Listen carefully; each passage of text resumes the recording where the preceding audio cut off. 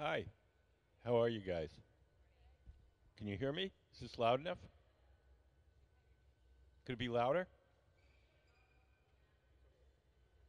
Okay. Turn it up a little. It'll get noisy in here. Have you guys been here before? Okay. Let me just give you a very brief introduction to how glass blowing works. Everything that we do starts out in our glass furnaces. The glass furnaces are the ones where you see the doors closed. There's two of them, one on each side of the studio. Behind those doors, there's a big ceramic tank. In that ceramic tank is 1,000 pounds of molten glass. Each one of those holds 1,000 pounds of molten glass. We keep that molten glass at 2,100 degrees. At that temperature, the glass is like honey. It's like a big giant crock pot full of honey. When we want to get it out to make stuff, we take one of those steel pipes and we dip it into the molten glass like you dip one of those honey dippers into a jar of honey. We dip it in, twirl it around.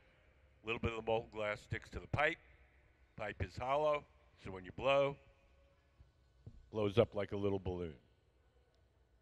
If you want to make something big, we dip it in, blow a little bubble, let it harden, and then we dip it in a second time, or a third time, or a fourth time. Just keep building it up in layers. All the glass that's in those furnaces is clear. It has no color. We buy our colored glass separately in the form of these bars. We buy it like an artist buys paint, red, yellow, pink, blue. We blow a bubble of clear glass from our furnace. We cut off a chunk of whatever color we want it to be, and then we melt a layer of colored glass over the clear glass. When we dip it in more clear, so what you end up with is something that looks colored, but if you cut through it, you'd see it's just that one skinny layer of color. So today we're going to be working with a guest artist, Leo Berk, man in the gray shirt, and he's not a glass guy, he's a sculptor, and often we invite artists from other mediums to come and work here in our studio.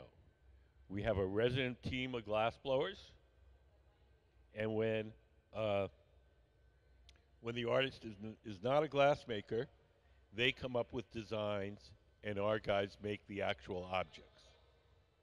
So everything we're making today will be Mr. Berk's design, but it'll be actually made by our team of glass blowers.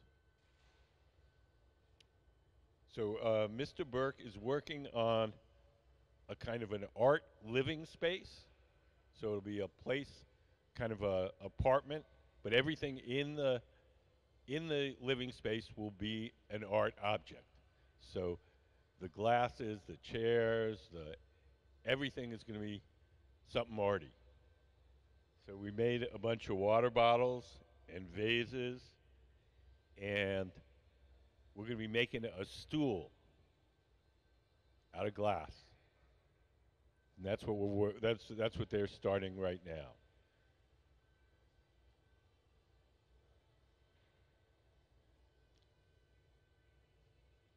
So when we've been decorating these things, we've been using this kind of a striped decoration. We call it a roller wrap. We wind on a stripe of a contrasting colored glass. So this thing is white glass on top of clear glass. Sarah, in the center, she's preparing the white. So she's got a big chunk of white glass. She's dipped it in a little clear glass, and she's getting it ready, and we're going to use that later on to put on the spiral decoration. Do you guys have any questions so far? Okay.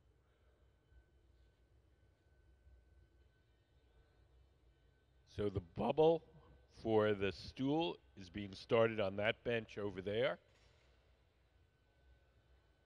Courtney, the man with the long beard, He's making that. Well, that's going to be the actual stool itself, and Sarah's preparing the decoration.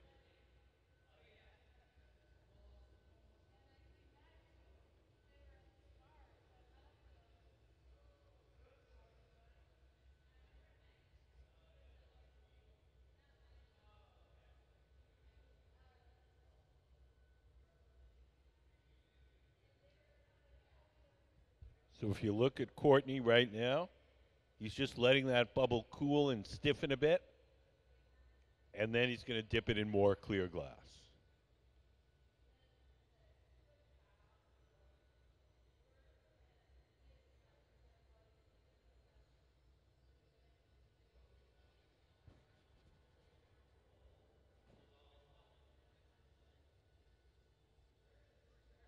Hi, how are you guys? Good. Do you guys have any questions? What? Oh, okay. Well, we have the furnace on, so you can warm up. He's making a little stool that you sit on. The artist, our guest artist, were you? I don't know if you were here when I was talking to those guys. Okay. Our guest artist is this man in the gray shirt, Leo Berk, and he's making a living space where everything in the space will be a sculptural art object. So there'll be sinks and tiles and water bottles and glasses, and everything will be a custom art object. And so, and when he gets it finished, you'll be able to stay there and live in this art space. So, what? It's going to be in South Seattle somewhere. So we're making a stool that you sit on, and that's the beginning of it right there.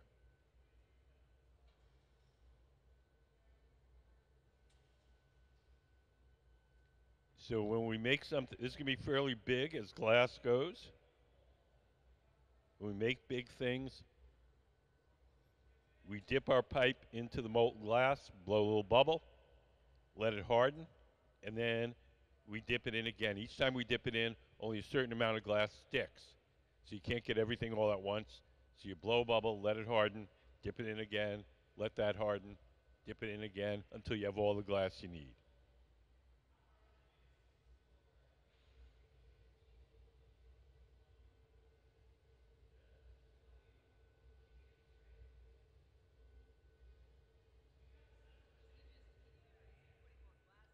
You're just heating it. There's two kinds of furnaces.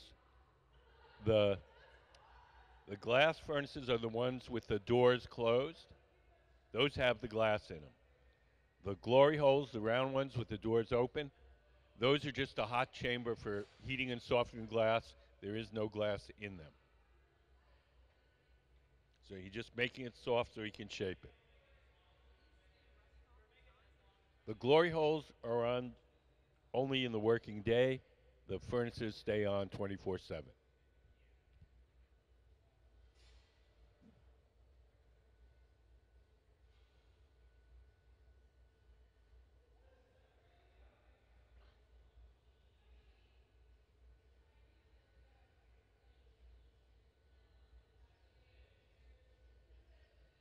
So that pad in Courtney's hand, that's just folded up newspaper soaked in water. Ordinary newspaper. As long as it's wet, it doesn't burn too much,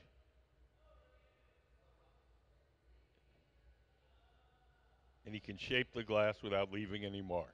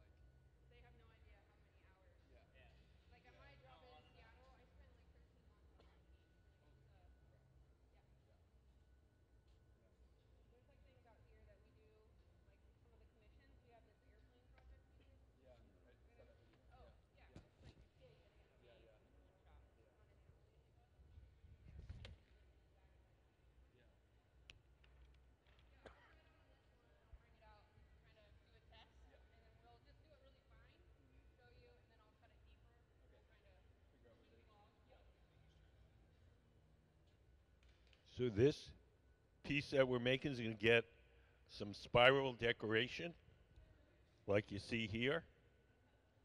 It's called a roller wrap. Over here, we have a set of rollers, and they're canted at a slight angle. So when we're going to place the pipe on those rollers, and we spin it, it's going to spin, but it's also going to move backwards at the same time. And so we'll end up winding on a thread of contrasting colored glass. It's kind of fun to watch. And he doesn't want it straight. Usually we do it with the bubble straight. But Gabe has let the bubble go kilted, off kilter a little bit. So we wind it on. It's not going to go on precisely straight. It's going to go on an angle.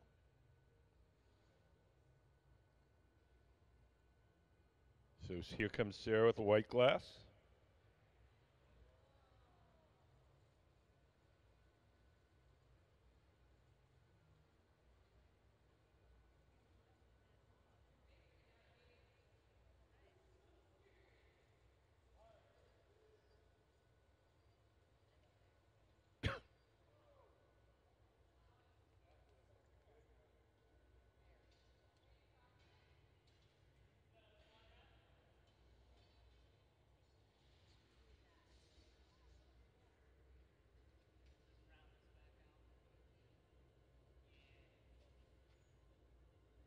So we're going to melt those lines in,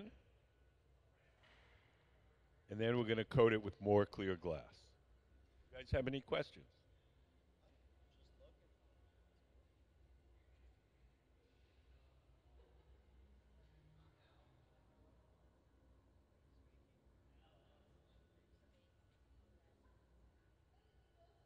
So this is our guest artist, Leo Berk. So everything we're making today is his design. Can we play Meet the Artist?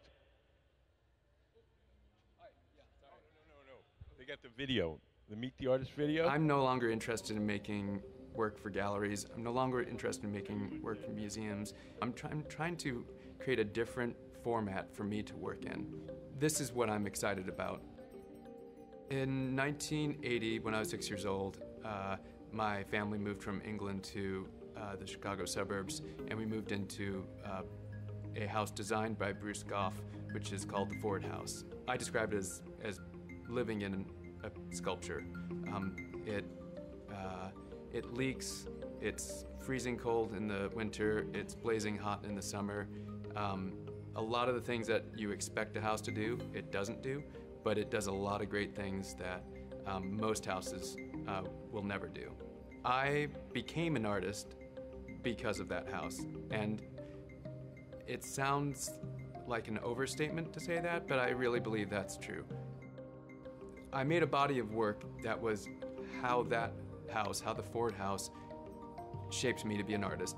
And then I thought, well, what am I going to do next? And I decided I want to see if I can use that same format of asking someone to come live in something that I've made and see what I can do with that experience, see how I can use that opportunity to give them an art experience like the one that I had from the Ford House. And I can't invite someone to come live in my sculpture for 8 years, but I can invite them to come for one night. And I think there's so many cool opportunities that sets up. Getting people to have a different experience with art. This glass crew here is amazing, and what I'm here to make during my residency is functional objects, vessels, plates, bowls, like practical things like sink, tile, but having them be made by an artist, having them be made with my aesthetic is really the goal. They're saying I've set them up for a big challenge. If I make it right, I should get a free night's stay. Some of the forms that we're making down there are these real kind of internal, sort of intestinal, cave-like forms that are based on some work a body of work that I made maybe 5 years ago. And then I was making work about caves, and caves are formed by water flowing through them. And so there were these interesting connections between underground spaces and the interiors of our bodies. And so when I had the opportunity to make vessels for this project that I'm doing, that was just kind of the first thing. I wanted to pick that thread back up. I'm really grateful. I'm really grateful to have this opportunity to have this many people making something that I'm interested in. Feels like I'm royalty.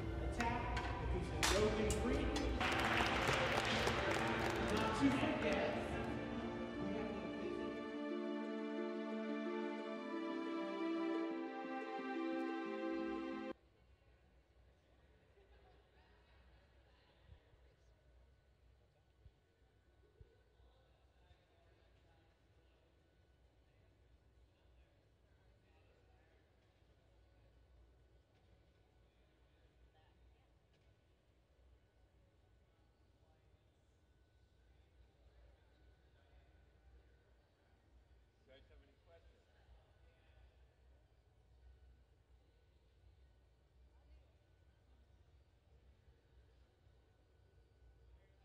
So right now in the center, Gabe is letting that bubble cool and stiffen a bit, and we're going to dip coat it again with more clear molten glass.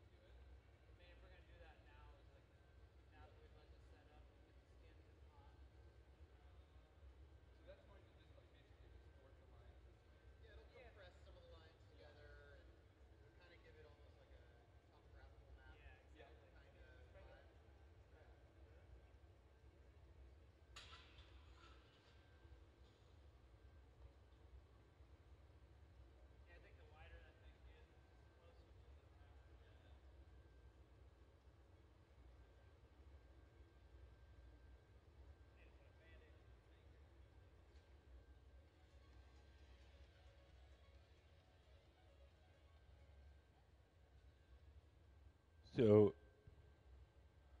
the artist wants to kind of distort the spiral decoration a little bit. So we're going to heat it up, get the surface soft, and then we're going to push it around on that steel table, and that'll move the lines around. They'll become sort of more wavy, more topographical map-ish, instead of being a tight spiral.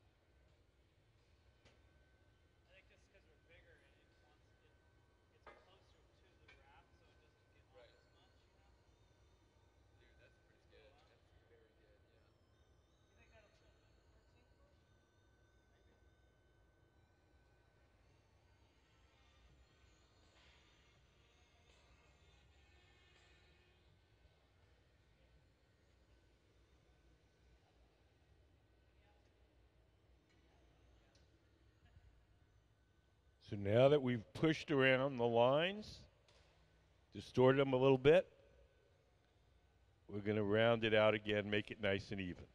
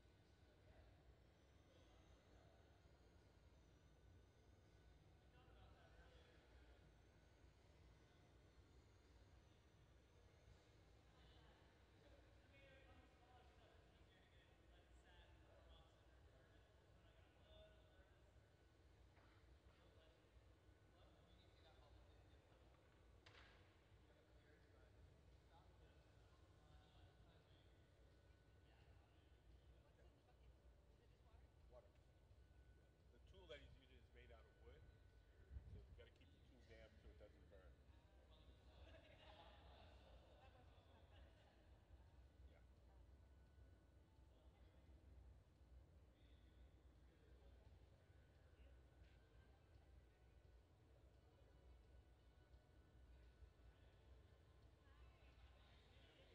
So now that we've abused the bubble, we'll return it to its round, beautiful self.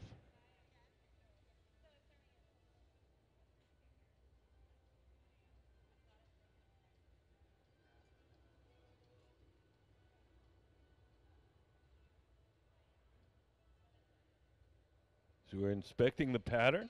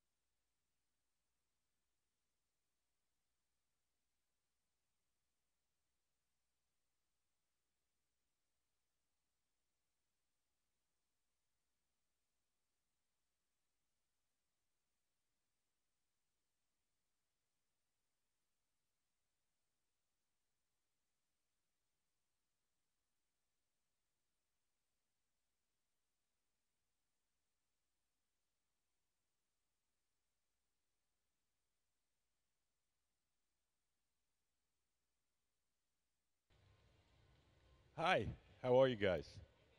Good. So today, this is our guest artist, Leo Berk, and he's a sculptor. He's not a glassmaker, so we invited him down here. And so everything we're making is his design, but it's going to be made by our resident team of glassblowers. So these guys they work for the museum. They're super skilled. They probably have an average of 20 years experience under their belts, and they can make just about anything you can imagine.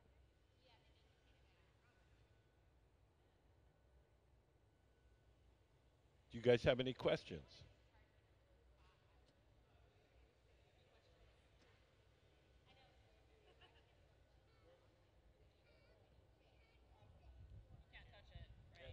No, not till it cools off. Right now it's really hot. So we can touch it with tools and stuff, but we can't touch it with our fingers. We are making a stool. The artist has a plan. He's going to make a living space where everything in the space is going to be a sculptural object. The bowls, the chairs, the bed, everything. So we're making the glass kind of utilitarian components. We made some water bottles and some vases, and this is going to be a stool that you can sit on.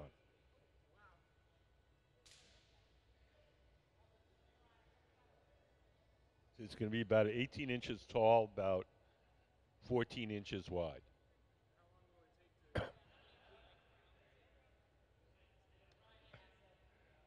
How many?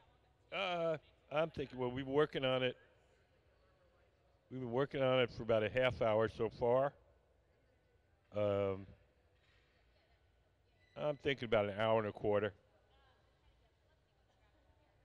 maybe hour and a half.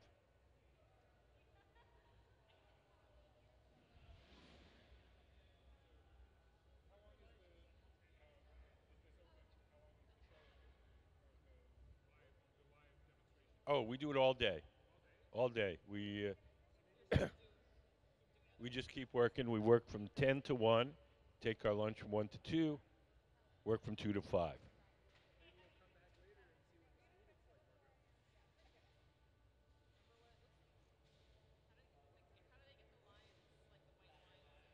Well, we use this thing over here. This is called eccentric rollers. We place the pipe on those rollers and we spin it really fast. And the rollers are set at an angle. So, in addition to spinning like this, it all moves backwards. And so we dab a little white glass on, and then it winds on a little spiral like that. It's called a roller wrap.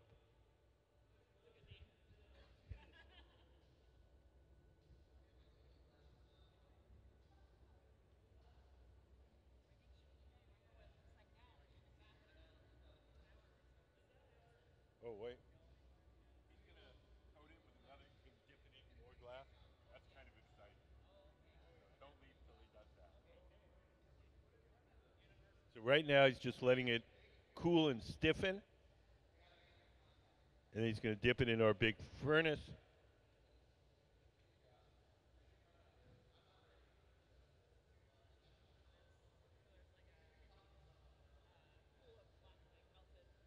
Yep, yep.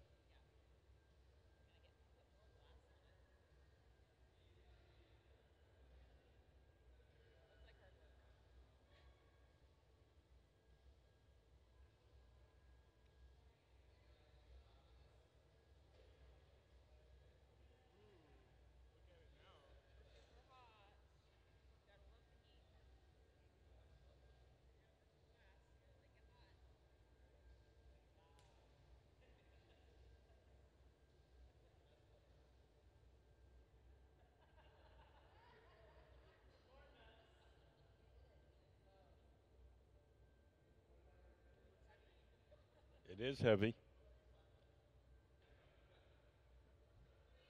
Every once in a while, these steel pipes get hot. When they do, we take them over there. That little trough is called the pipe cooler. We just spray water on the steel pipe. That cools it down, makes it easier to hold. All the weight.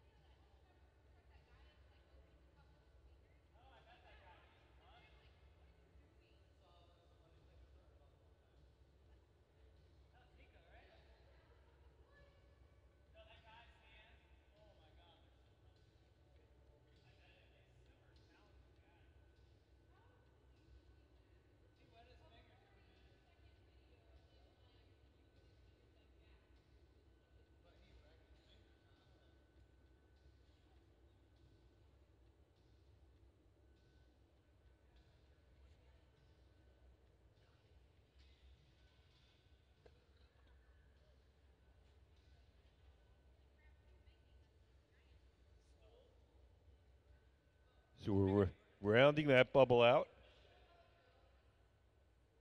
The big scoop shaped tool is called the block. We're just making it nice and round and even.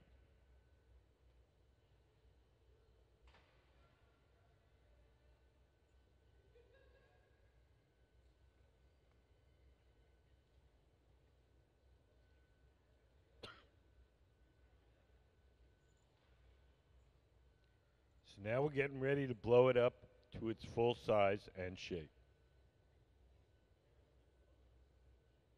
So Sarah, crouch down to the left. She's the person that's going to blow.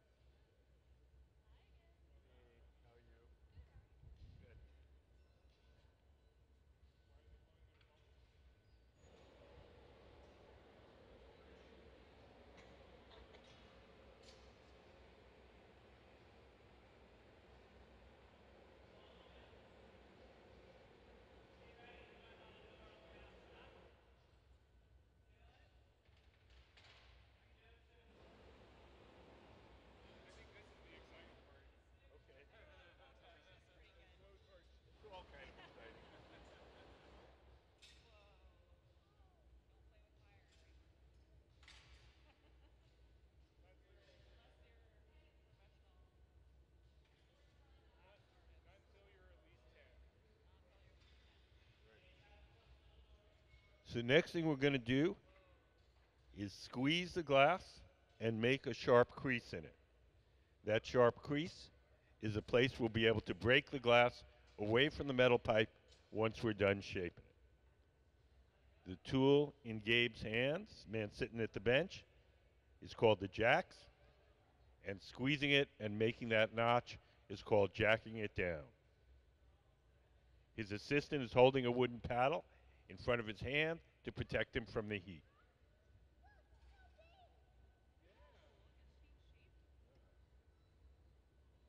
We're blowing it up like a balloon. It's a big glass balloon.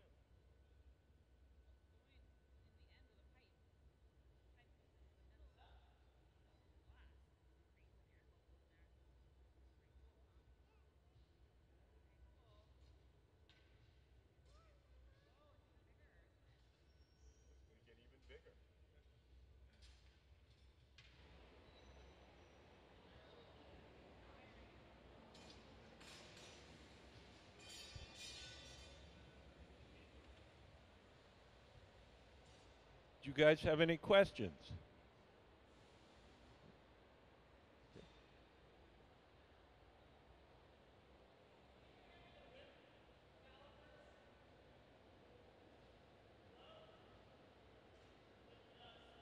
So Sarah, crouch down to the left. She's blowing.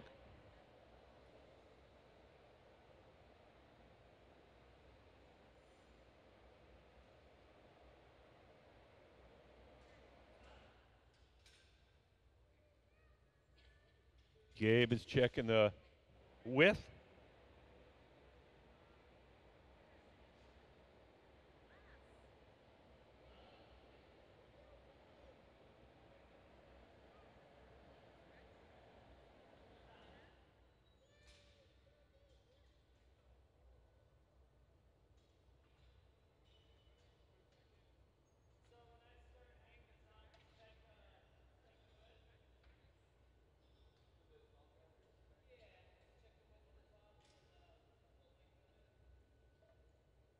So Gabe's going to get that really hot, and we're going to stretch it out the length. So we'll get it hot and soft, and we'll point it down at an angle, and the glass will be soft enough that it'll stretch under its own weight. You may swing it a little also to encourage it to stretch.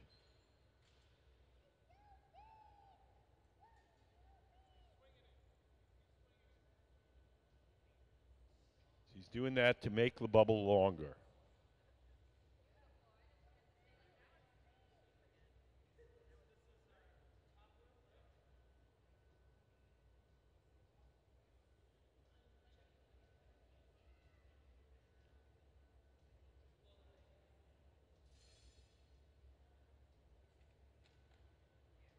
Which end is the top of the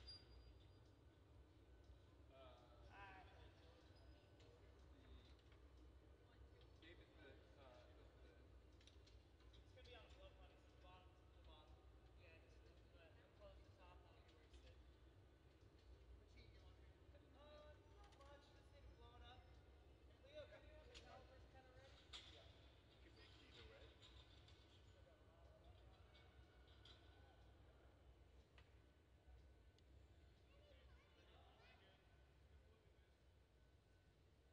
So Sarah's blowing.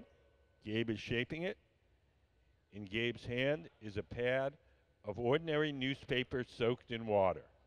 As long as the newspaper is wet, the paper doesn't burn too much, it doesn't leave any marks as he shapes the glass.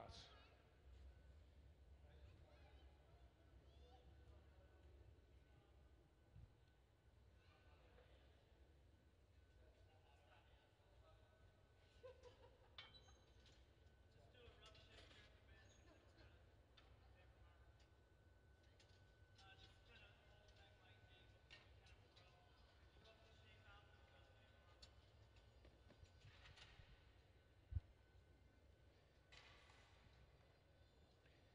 So the pad in his hand that he's shaping with is just ordinary newspaper soaked in water.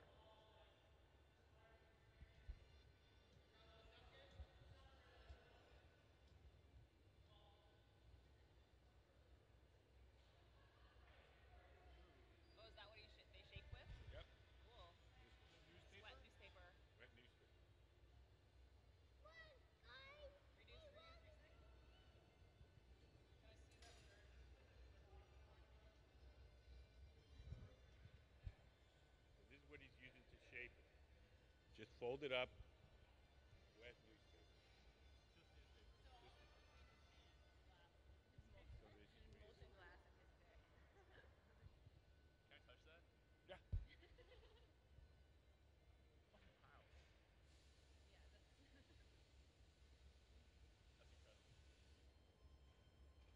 So, someone that has no experience, how do they?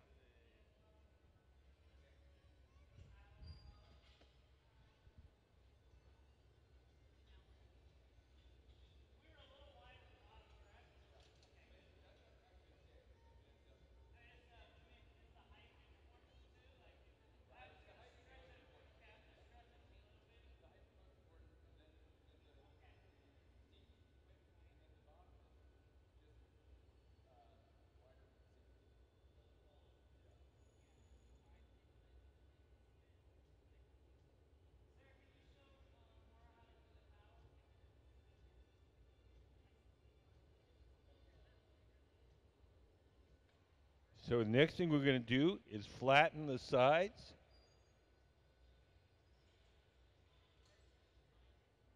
We're going to roll the glass on what we call the newspaper marver. It's a sheet of plywood covered with several sheets of wet newspaper.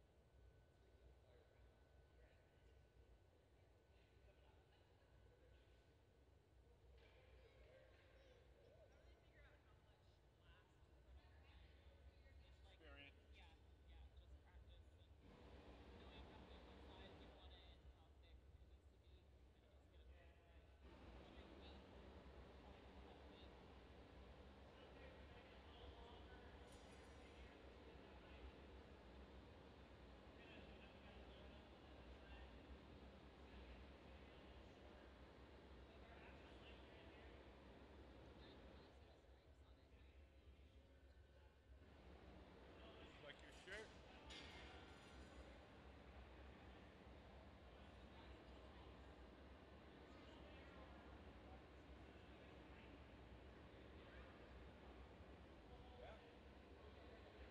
Got a roller wrap dress on.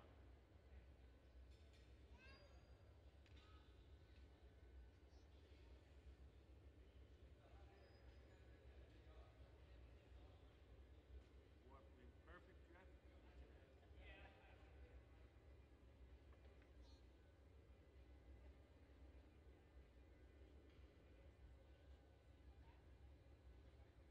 You guys have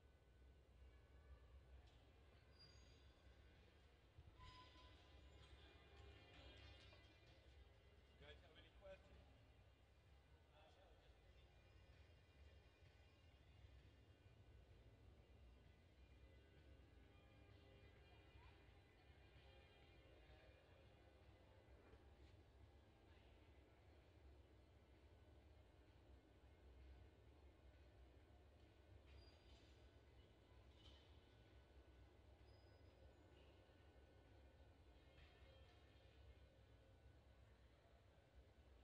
Do you guys have any questions?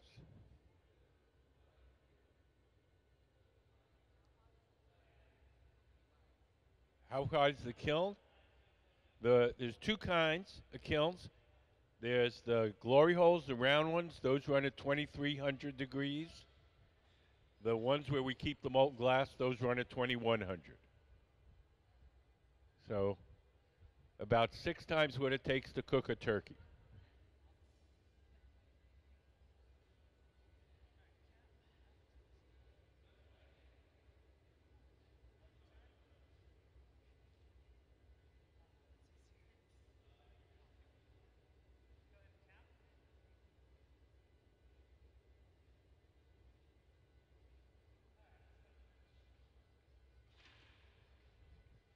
You guys have any questions that Alex can't answer? You got your own.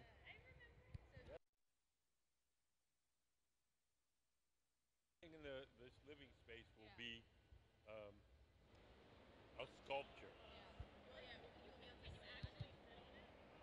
Yeah, I think he will. It'll make you nervous, but yeah. Gabe, no. Gabe's making it extra thick, so. I'm glad I didn't eat too much sushi last night. Oh yeah. My weight? I'm light. 175 right now. My optimum weight is 170. It's all right here. It's definitely not the beer.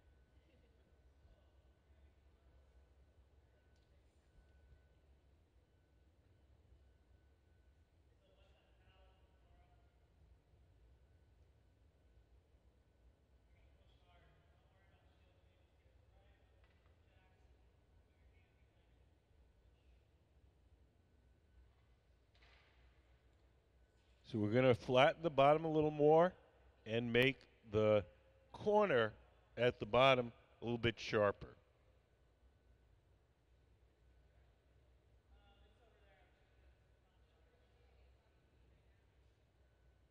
So right now, Courtney, the man with the long beard, is heating it up, making it soft. We'll bring it down to the workbench and we'll shape the bottom.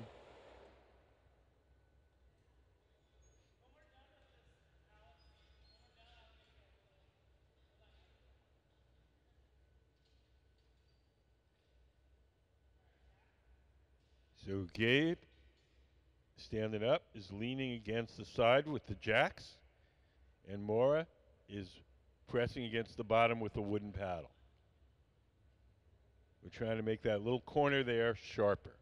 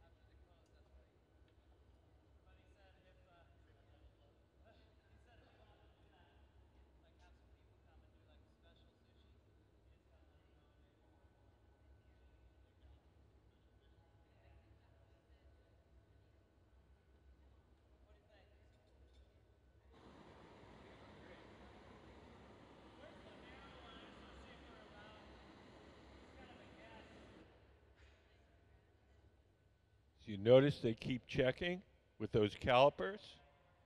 We want to have it the right size and the right proportions.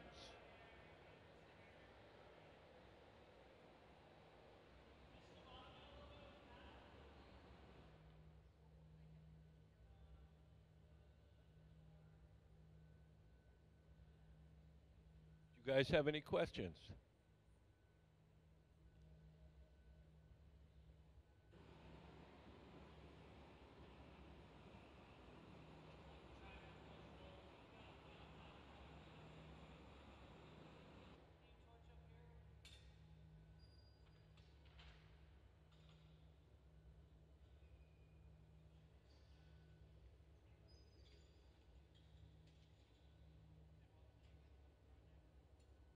So the next thing we're going to do is drill a small hole in the bottom.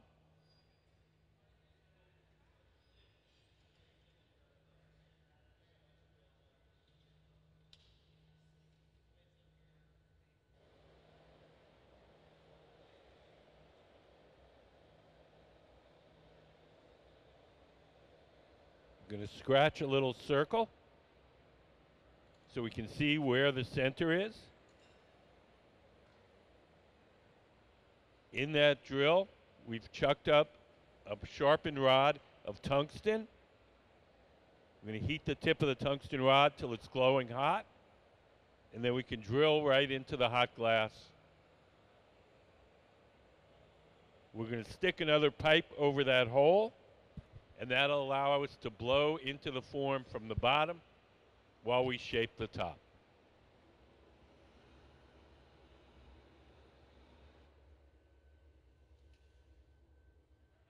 Sarah in the gold colored shirt is preparing the punty. She's going to coat the end of that pipe with some molten glass. She's going to leave the end of the pipe open so we can blow through it. And then we'll stick it on the bottom, and that'll act as a handle while we shape the top.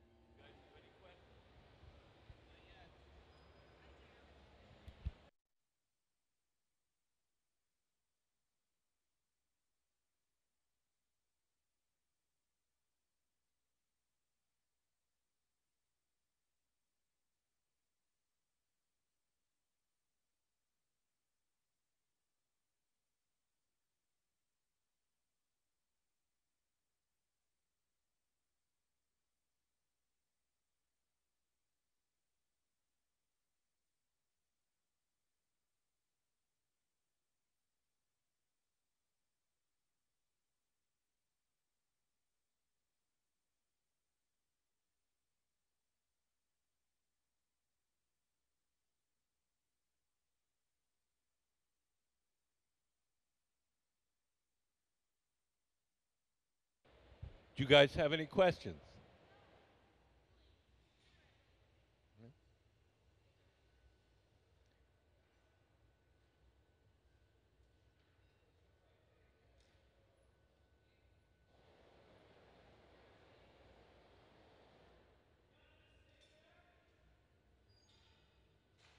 When we drill a hole in the bottom and stick a pipe over that hole, it's called a blow punty. It's going to allow us to blow into the form, keep it inflated while we shape the other end.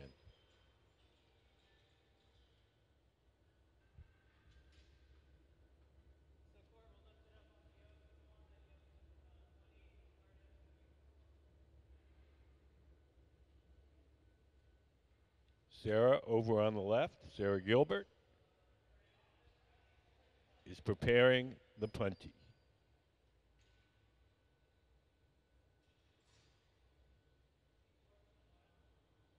We're going to stick the punty on the bottom, then we'll break the glass away from the pipe it's on now.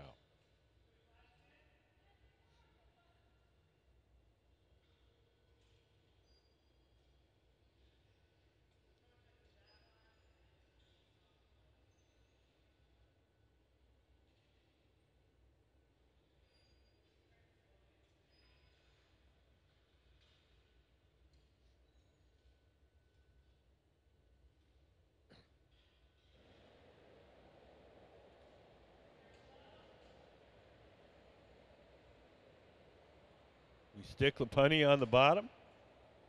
Hot glass sticks to hot glass.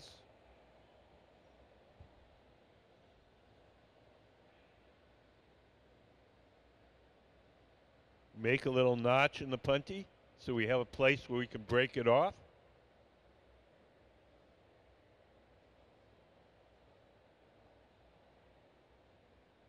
And when Sarah feels that that bond is strong enough to hold the weight, we'll break it off the original pipe.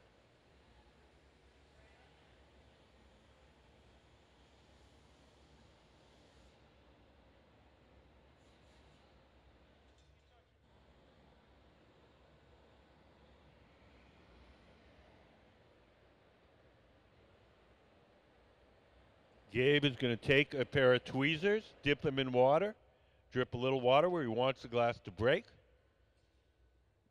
give it a sharp tap, and off it comes. It's a stool that you sit on. We're working for our guest artist, Leo Berk, and he's making an environment, a sculpture environment where everything in the room is a piece of art. This is going to be the stool. So you see we made some water bottles and vases. And he's going to actually let people live in this space. So we're going to be making a sink later on.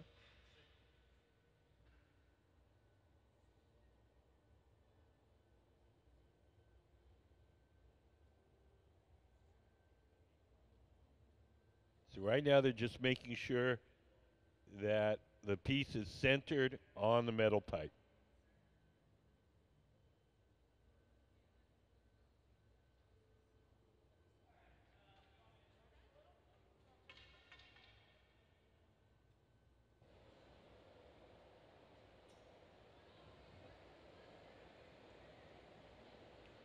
There's two ways in which we heat up the glass. Sometimes we heat it up in the big round oven. Sometimes we heat it up with a torch. When we heat it up with the torches, it allows us to focus the heat in a particular place. So the next thing that we want to shape is the very top. So we're putting the torches on the very top, make that extra hot and therefore extra soft.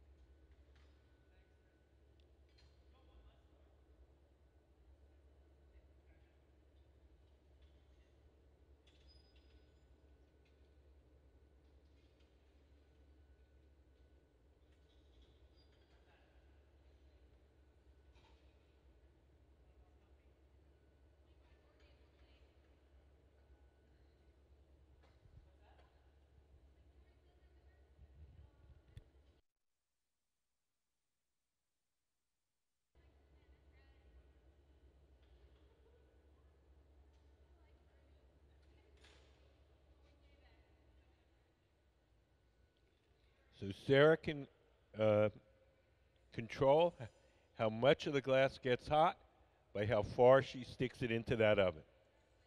So right now we're trying to concentrate the heat on the very top. When she comes out, you'll see the top will be glowing and the back won't be. That means the top is very hot and soft and the back part isn't.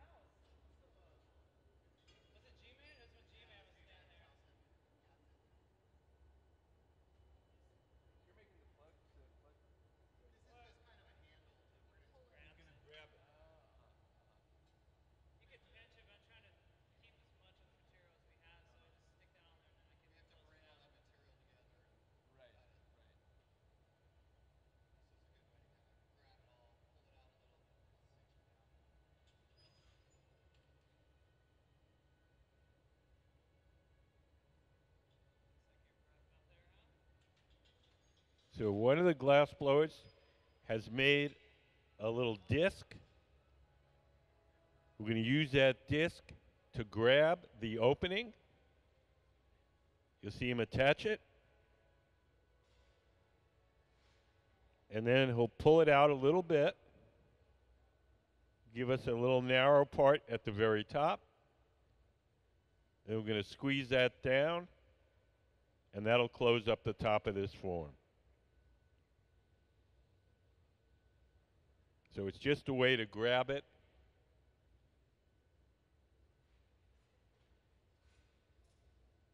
We'll just snip that off.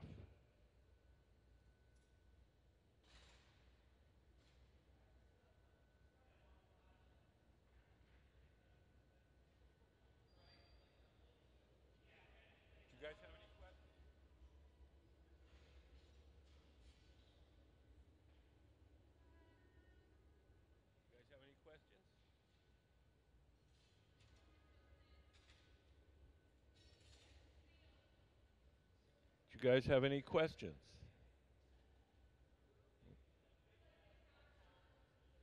What?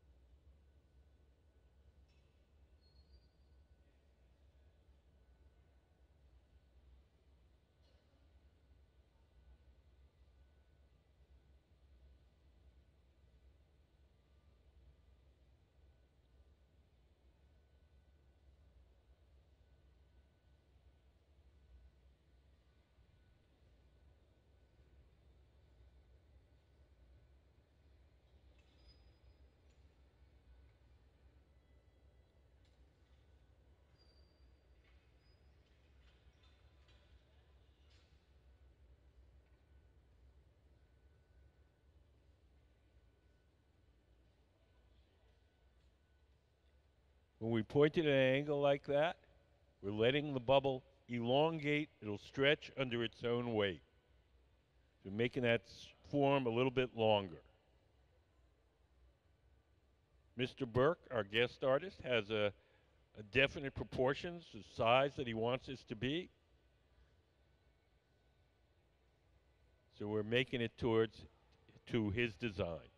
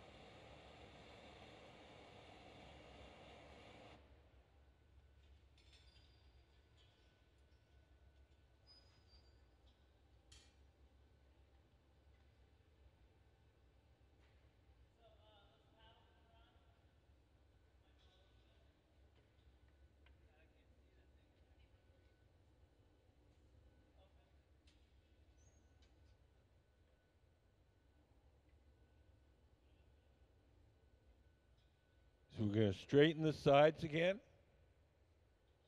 We're going to roll it on what's called the newspaper marver. It's just a sheet of plywood with several sheets of wet newspaper on top.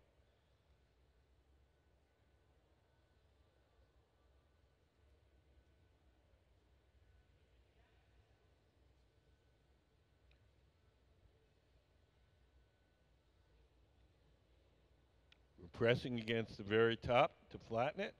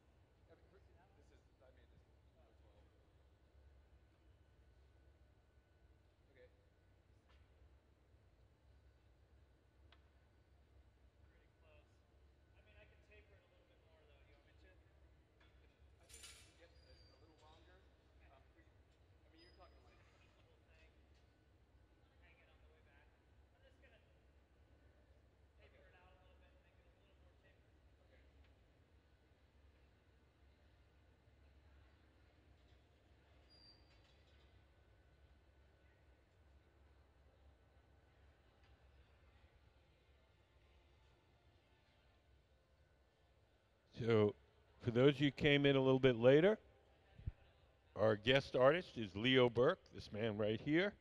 He's a sculptor. We have a little short video.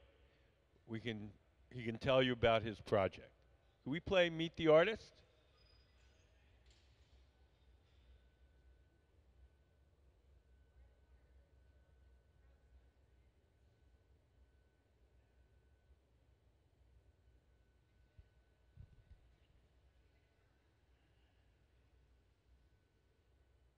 Can we play Meet the Artist?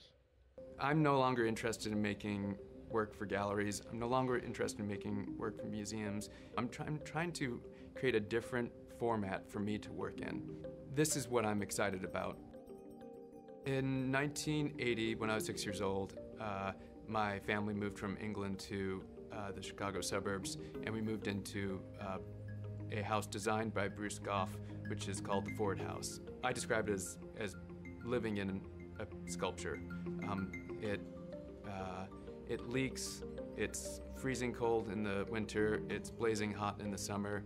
A lot of the things that you expect a house to do, it doesn't do, but it does a lot of great things that most houses will never do. I became an artist because of that house, and it sounds like an overstatement to say that, but I really believe that's true. I made a body of work that was how that house, how the Ford House, shaped me to be an artist. And then I thought, well, what am I going to do next? And I decided I want to see if I can use that same format of asking someone to come live in something that I've made and see what I can do with that experience, see how I can use that opportunity to give them an art experience like the one that I had from the Ford House. And I can't invite someone to come live in my sculpture for 8 years, but I can invite them to come for one night. And I think there's so many cool opportunities that sets up. Getting people to have a different experience with art. This glass crew here is amazing, and what I'm here to make during my residency is functional objects, vessels, plates, bowls, like practical things like sink, tile, but having them be made by an artist, having them be made with my aesthetic is really the goal. They're saying I've set them up for a big challenge. If I make it right, I should get a free night's stay. Some of the forms that we're making down there are these real kind of internal, sort of intestinal, cave-like forms that are based on some work, a body of work that I made maybe 5 years ago. And then I was making work about caves, and caves are formed by water flowing through them. And so there were these interesting connections between underground spaces and the interiors of our bodies. And so when I had the opportunity to make vessels for this project that I'm doing, that was just kind of the first thing. I wanted to pick that thread back up. I'm really grateful. I'm really grateful to have this opportunity to have this many people making something that I'm interested in. Feels like I'm royalty. Attack. It keeps the joking free. Not to forget. So, the object that we're working on now is a stool for his sculptural space. So this is going to be what you sit on.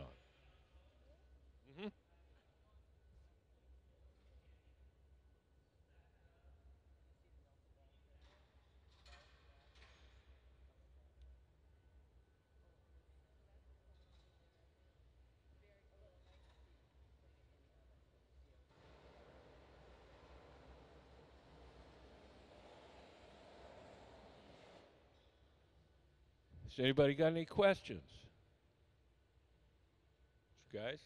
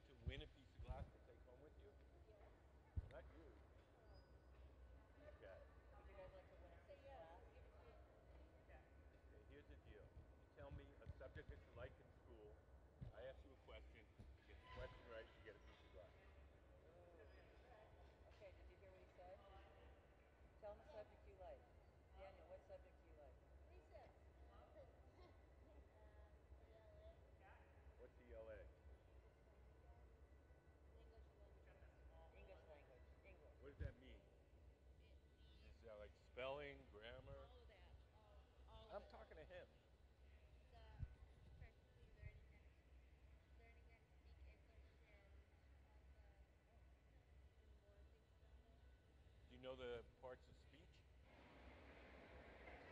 Like, okay, I'm going to ask you a question about parts of speech. Okay, when you do something, an action, it's called a verb, right? So you run, you walk, you jump.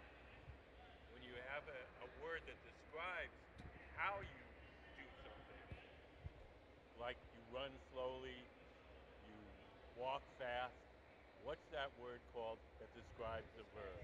Adverb? Yes. Oh my gosh. Daniel. Daniel, far out, man. Very cool. I'm impressed. You guys want to go? Try? Okay, give him a topic that you like. Nicely done. Most That's college cool. kids don't know what an adverb is. I'm Like telling you, they'll science, probably forget. math. Art, math? And what grade are you in? First grade? Okay. Or like an adjective describes. So I always thought of an adjective for a verb. So adverb, and that's how I got to it. But each of us has our own little game like that, right? He's gonna give you a math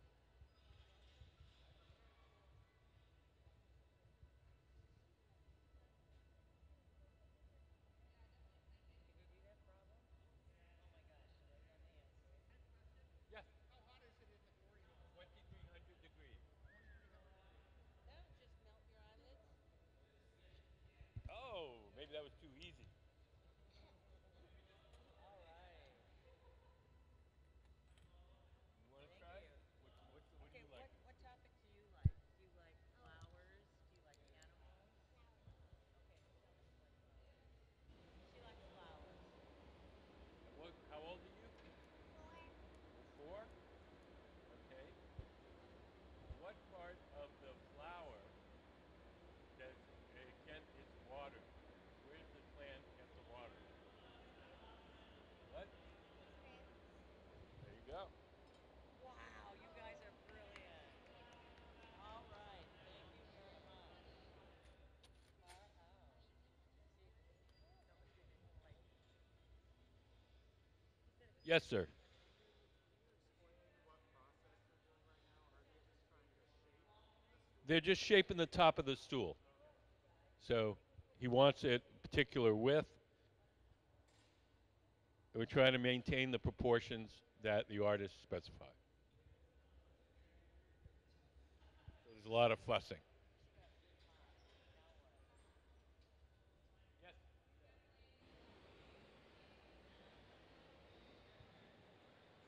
Oh, for the furnace. Natural gas. That's what I said. Okay. And is there some kind of substrate inside the glory hole What? to hold the heat?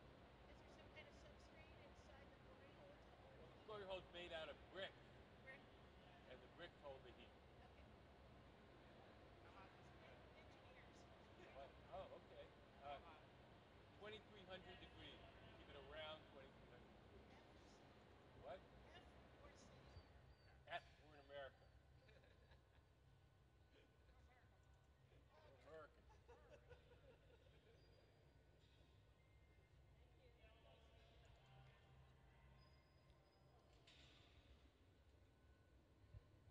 Can we see displays when they're done with it? Not here. He's going to, like I said, he's making this living space. No, I meant today. No, no. Everything that we make here has to be cooled slowly overnight. So as soon as we finish this, we're going to put it in one of these big black ovens, and it's going to be cooled slowly overnight. So we want to see the finished piece. Well, you'll see it, but just before it goes into the oven. But we're not going to put it on display later.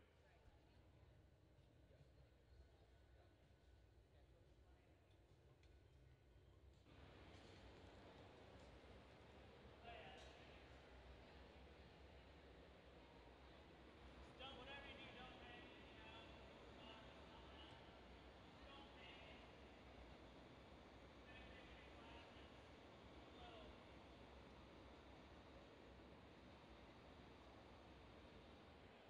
So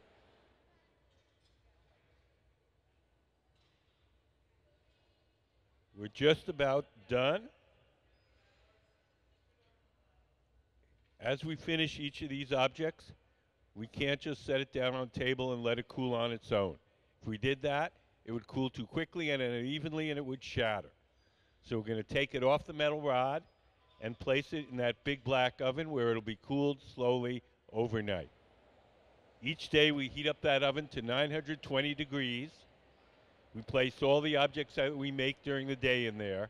And then at night, that oven has a little computerized thermostat and it slowly turns it down to room temperature.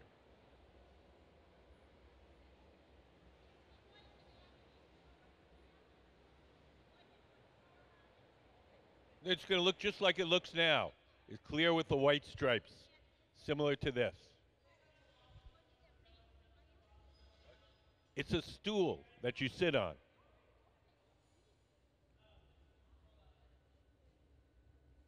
So one of the glass blowers is putting on some protective clothing.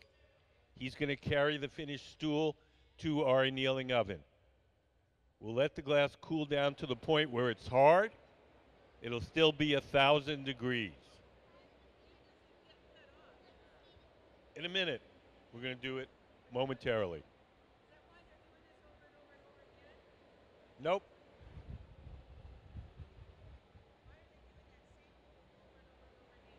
They're letting it the mass of it cool down till it's stiff.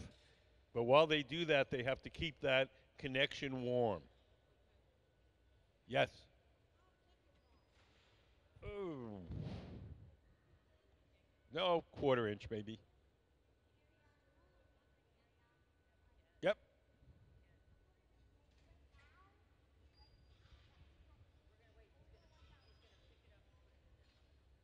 So here we go. We're getting ready to remove it. We'll take a pair of tweezers, dip them in water, drip a little water on the glass where we want it to break. The water will crack the glass just at that joint, and then a tap on the metal pole will release it. The glass blower has some Kevlar gloves on, so he'll catch it.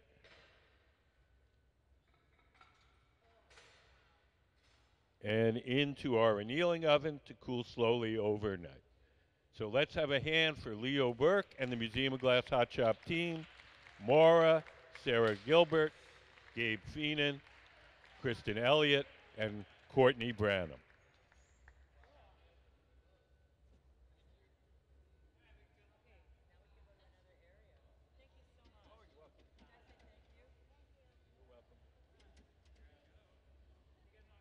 Guys, come this way. We'll go this way.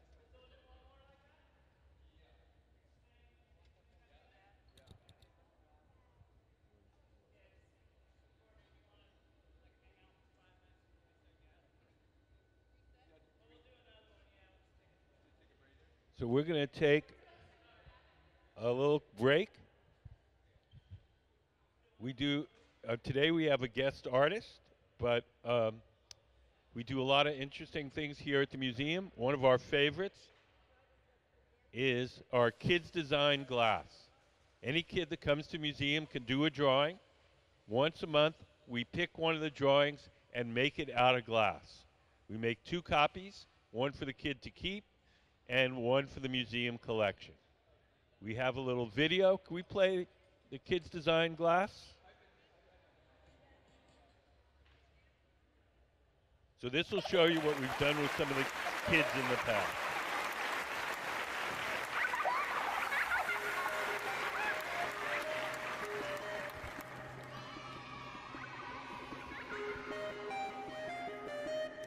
It's a baby monster. Pip is a baby monster that loves to smile and laugh. Even though he's little and cute, he gives a big cry. Also, Pip loves food, especially bananas. He will eat any speck of food in sight.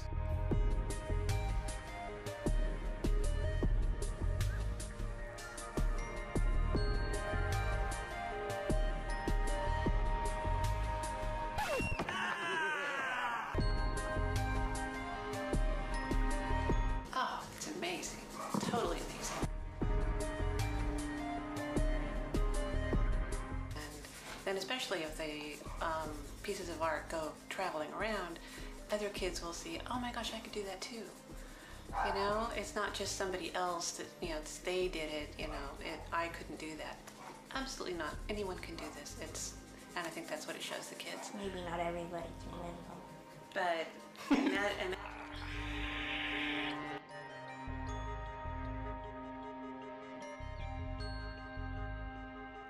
I think it's gonna stand up there with one of the coolest things that a museum has ever done. What is it, a cucumber all dressed up for a night on the town? That's pretty ridiculously funny. The funnest part about this project is how fresh the ideas are coming from the kids who they have no idea of glass blowing techniques. They don't care. Nobody saw this coming. We'd make one piece and it was given to the family. And then we realized, well, wait a second, there's something more here. We started to get more drawings, more interesting drawings, and it really kind of snowballed a little bit. Bacon Boy was special.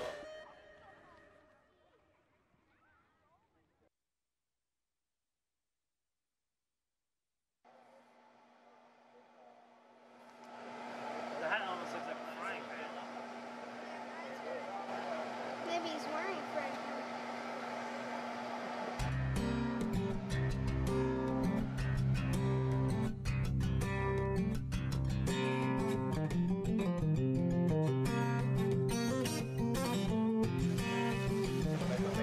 I don't really do any work when they present this break.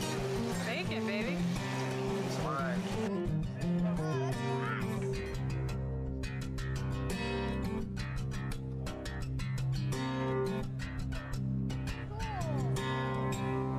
All I see. How's that for his arm? Fingers? Yeah. Yeah.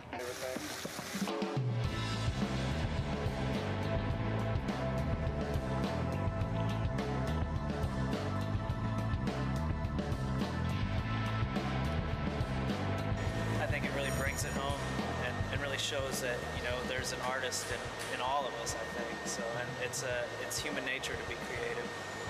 So I think we lose that as we get older sometimes, and it's cool to see this pure creative nature that children possess. So I think it's cool to share that with the rest of the world, hopefully. So.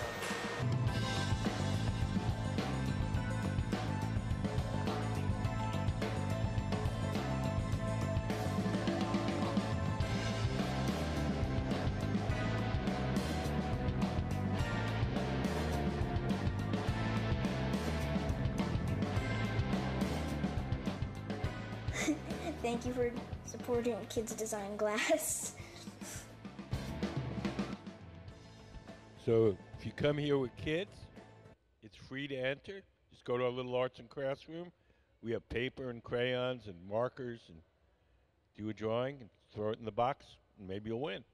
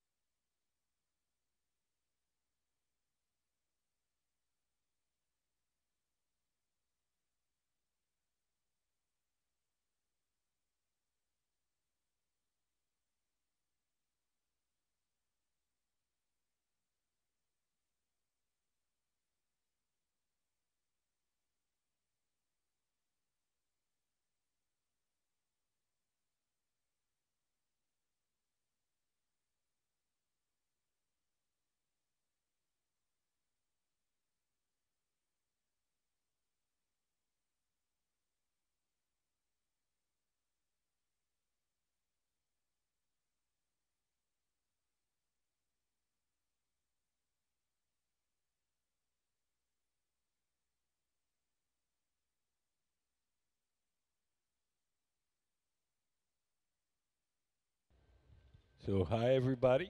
Welcome to the Museum of Glass. Today we have a guest artist, Leo Berk, the man in the gray shirt.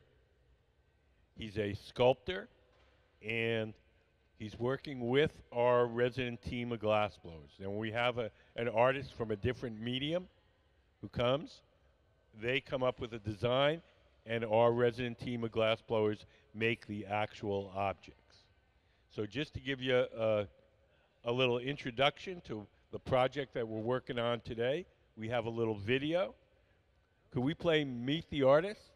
And you can hear the artist explain his project in his own words. I'm no longer interested in making work for galleries. I'm no longer interested in making work for museums. I'm trying to create a different format for me to work in. This is what I'm excited about. In 1980, when I was 6 years old, my family moved from England to the Chicago suburbs, and we moved into a house designed by Bruce Goff, which is called the Ford House. I describe it as living in a sculpture. It leaks, it's freezing cold in the winter, it's blazing hot in the summer. A lot of the things that you expect a house to do, it doesn't do, but it does a lot of great things that most houses will never do. I became an artist because of that house, and it sounds like an overstatement to say that, but I really believe that's true. I made a body of work that was how that house, how the Ford House, shaped me to be an artist. And then I thought, well, what am I going to do next? And I decided I want to see if I can use that same format of asking someone to come live in something that I've made and see what I can do with that experience, see how I can use that opportunity to give them an art experience like the one that I had from the Ford House. And I can't invite someone to come live in my sculpture for 8 years, but I can invite them to come for one night. And I think there's so many cool opportunities that sets up. Getting people to have a different experience with art. This glass crew here is amazing, and what I'm here to make during my residency is functional objects, vessels, plates, bowls, like practical things like sink, tile, but having them be made by an artist, having them be made with my aesthetic is really the goal. They're saying I've set them up for a big challenge. If I make it right, I should get a free night's stay. Some of the forms that we're making down there are these real kind of internal, sort of intestinal, cave-like forms that are based on some work, a body of work that I made maybe 5 years ago. And then I was making work about caves, and caves are formed by water flowing through them. And so there were these interesting connections between underground spaces and the interiors of our bodies. And so when I had the opportunity to make vessels for this project that I'm doing, that was just kind of the first thing. I wanted to pick that thread back up. I'm really grateful. I'm really grateful to have this opportunity to have this many people making something that I'm interested in. Feels like I'm royalty.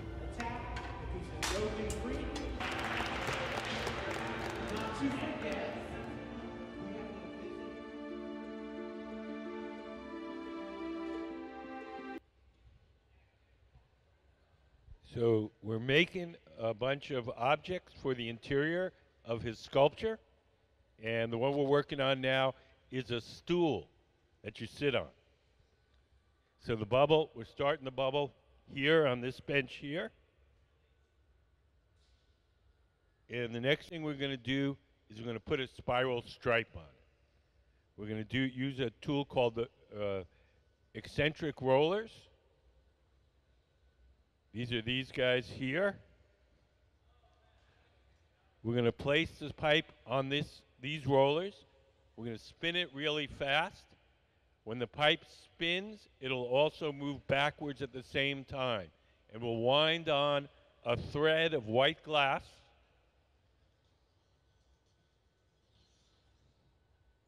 A similar type of decoration that you see on this drinking glass. It's called a roller wrap, and it's a pretty standard glass blowing decoration.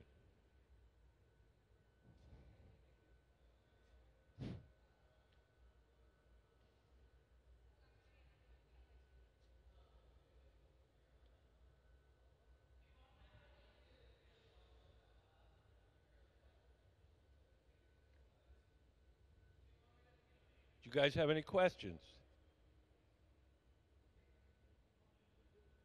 Good.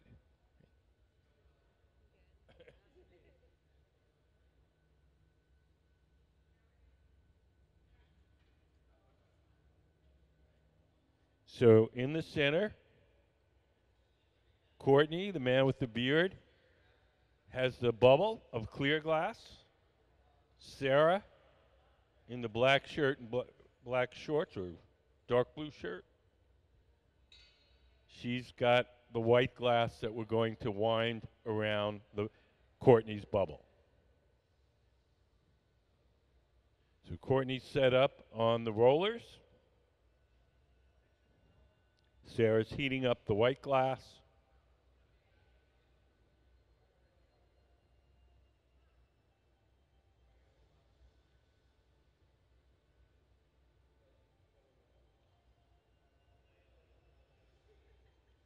So here we go. We dab it on and then start to spin.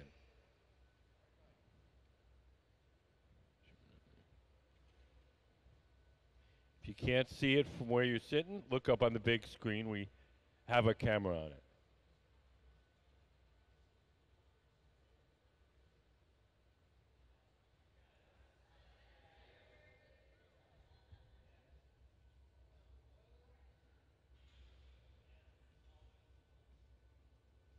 So we'll melt that in a little bit. And then I think we're going to rough it up a little bit so we get it. We don't want it straight. We want it kind of wavy. It's going to look kind of like a topographic map.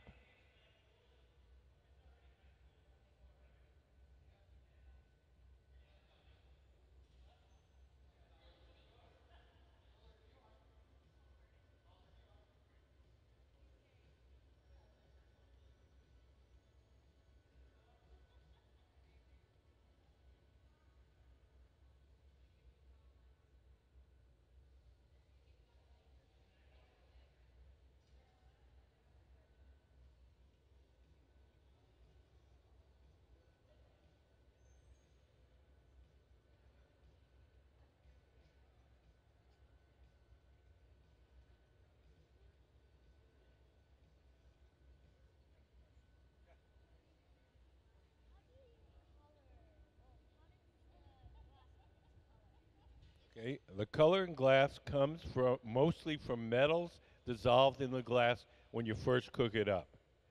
Different metals give the glass different colors. If you cook up the glass with cobalt, it turns blue. If you cook it up with tin, it turns white. If you cook it up with chromium, it turns green. You can even cook it up with uranium. Uranium makes it yellow-green.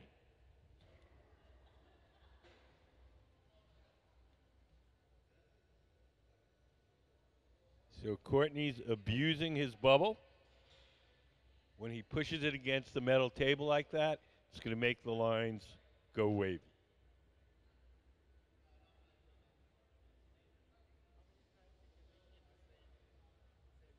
Million times. Doesn't go forever. Doesn't burn up. Every once in a while, just enough to make it exciting.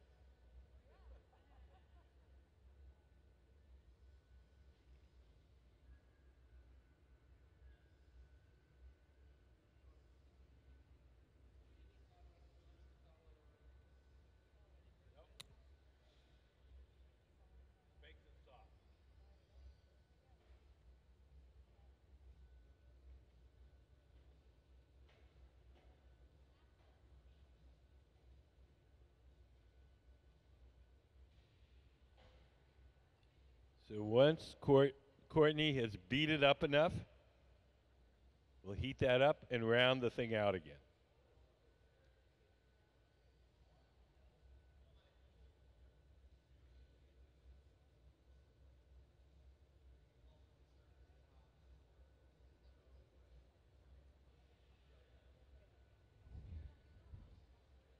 Do you guys have any questions?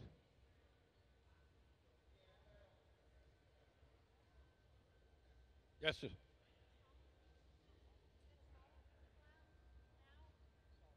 No, hollow.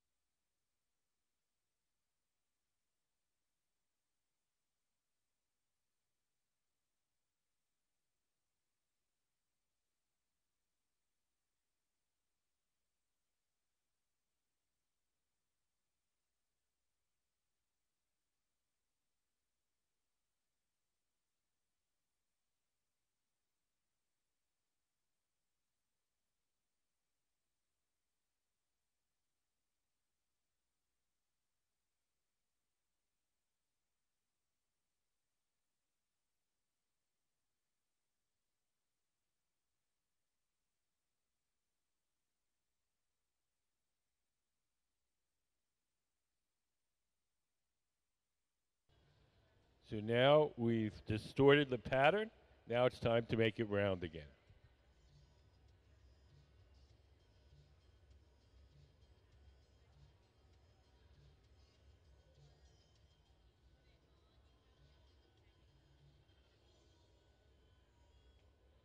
Do you guys have any questions? One at a time. 2,300 degrees Fahrenheit.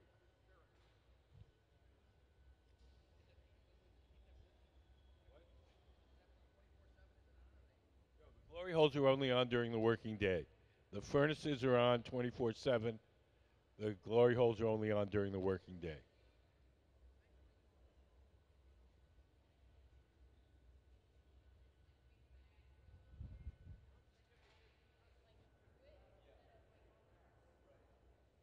Compared to what? I have no idea. I've never made anything out of brass. So the furnace, the glass in the furnace is 2,100 degrees. When we're working at the bench, it's probably between about 1,800 and about 1,300. I don't know what the temperatures are for brass.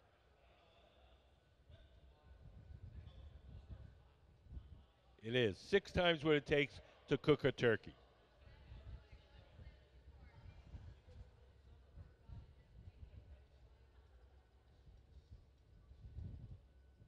You don't get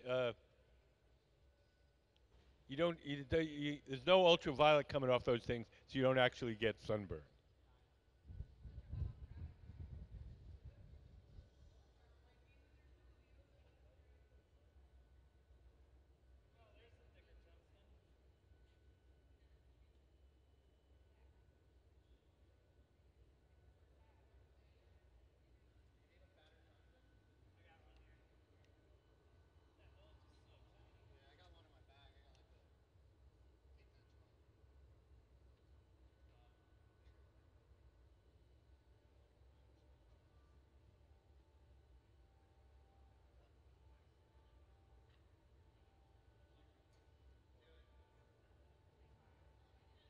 So right now they're just letting the bubble cool and stiffen a bit, and then we're going to coat it with another layer of clear molten glass. Clear molten glass. So you're going over to the glass furnace. Behind that door, there's a big ceramic tank. In that ceramic tank is 1,000 pounds of molten glass.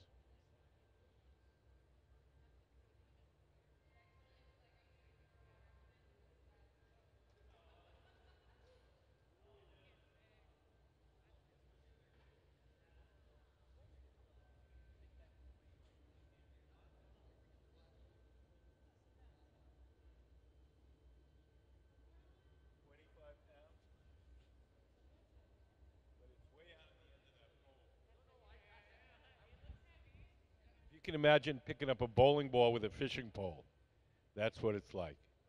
So it feels a lot heavier than it actually is.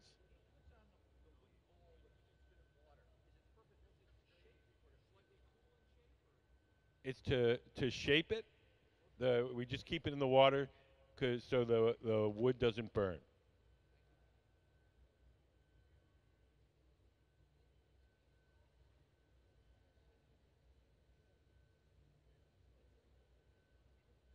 So each time we dip it in and coat it, it's called taking a gather.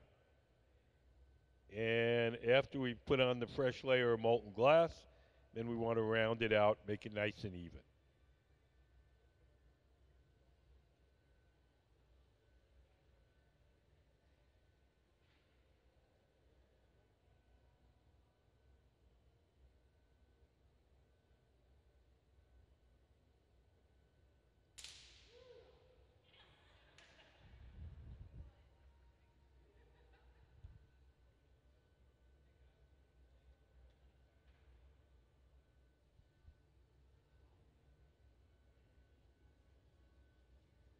So now we have all the glass we need.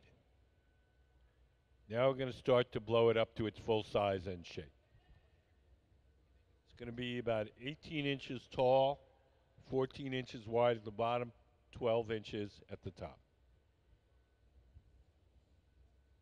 This is a stool for Mr. Berk's art home. So every object in this living space will be a sculpture.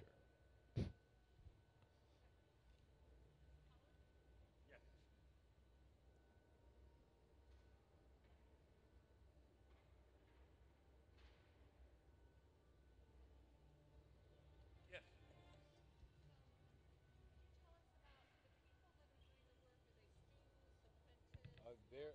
They're our resident team of glass blowers. They work for the museum. Gabe, the man leading the team today, he's got 21 years of glass blowing experience. Courtney's a part-timer here, but he also has about 20 years. And uh, Sarah's about 18 years. She's been working at the museum for about 10 of those.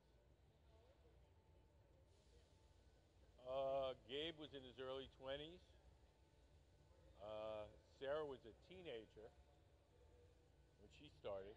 She took a glass class, and then she went to Rochester Institute of Technology, studied it in art school. Yes, the glass furnaces are on 24/7. The glory holes are only on during the working day.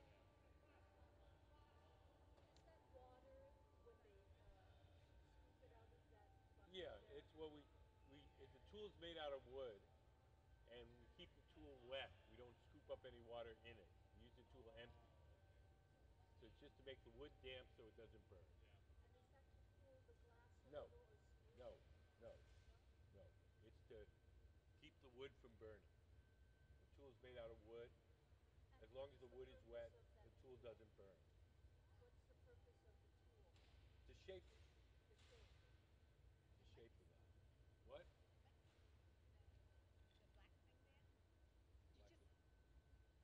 Yeah, it's to shape it, make it nice and even.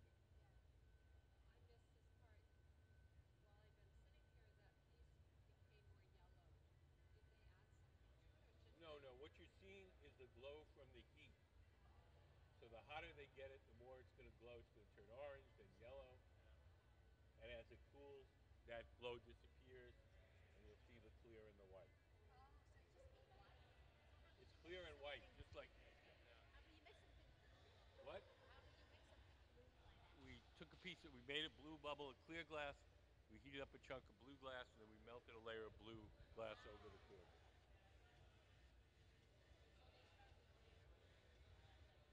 Yeah.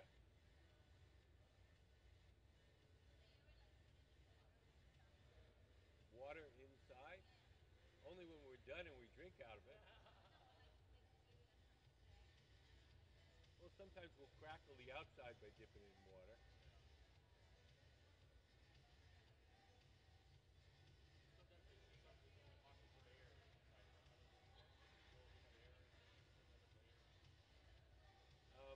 I'm not sure.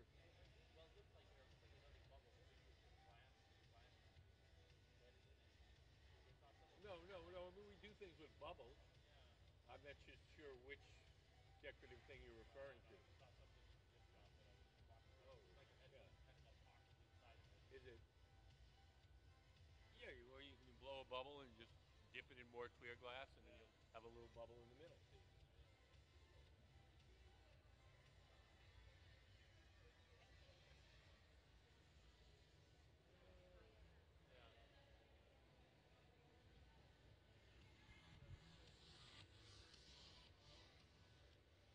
Yes, sir. Minerals peek out of the glass, or are they really embedded in the glass? The What, spiral? the white lines? Yeah, the white It's lines. just we wrapped white glass around it and Do we melted feel it it in. when we feel the surface? Do you feel, or is it smooth? Yeah, you can feel it. Here, let's see. Feel it a little bit. And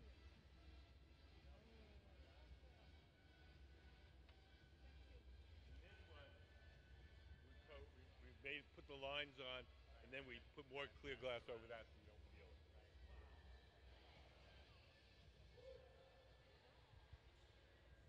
So we're going to drip off the excess glass into that steel can. We'll save that glass, and eventually that'll go back in the furnace.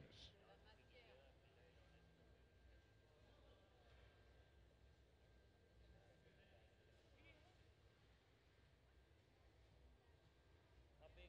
How big is this going to be? It's going to be 18 inches tall, 14 inches wide at the bottom, 12 inches at the top.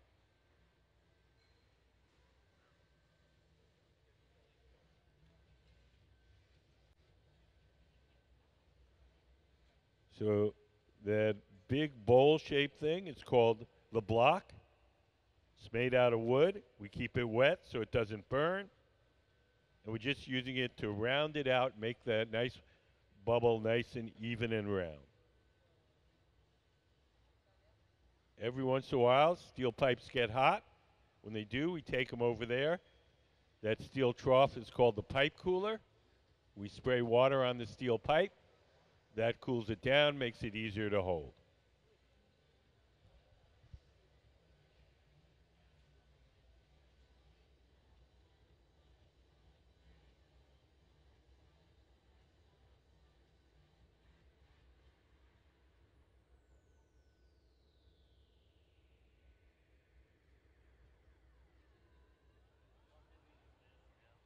Uh, I'm guessing 30, 35 pounds.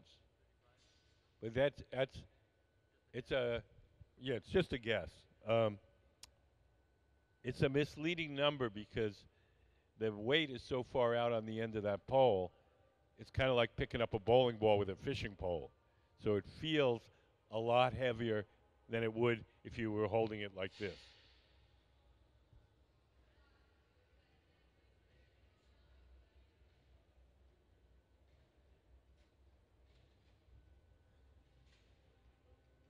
So now we have all the glass we need to make our stool. Now it's time to blow it up to its full size and shape. You'll notice that one of the glass blowers is crouched down to the left of the workbench. Sarah, she's the one that's going to be blowing. She'll blow through the steel tube, the blowpipe, and inflate the glass while Gabe shapes it.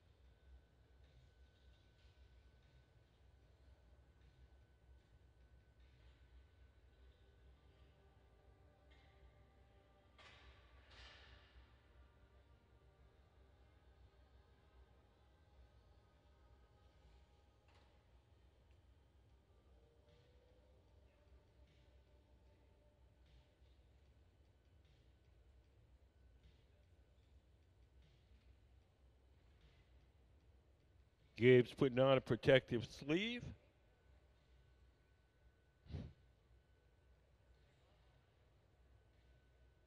The gray pad in Gabe's hand is just folded up newspaper soaked in water, ordinary newspaper.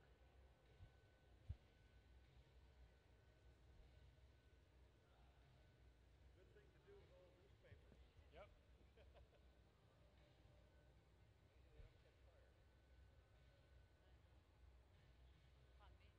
Ah, c'est en papier. Just newspaper. Just newspaper. Just cardboard. Ah Cardboard. ouais. No cardboard, just folded up newspaper. Juste du papier journal, Yep. quoi. Yep. Wow. Just Ah and wet. ouais. And wet. Yep. Ah.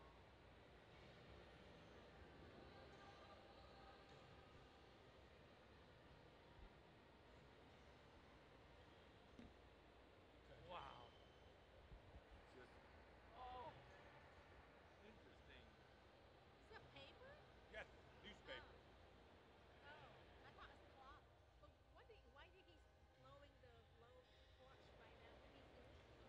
That He's What? using a blowtorch. what is that Oh, for? that blowtorch is allowed to focus the heat in a particular place. Ah, so localized. Mm-hmm. He's the guy in the gray shirt. Oh. Oh. He's not a glass maker. He's a sculptor.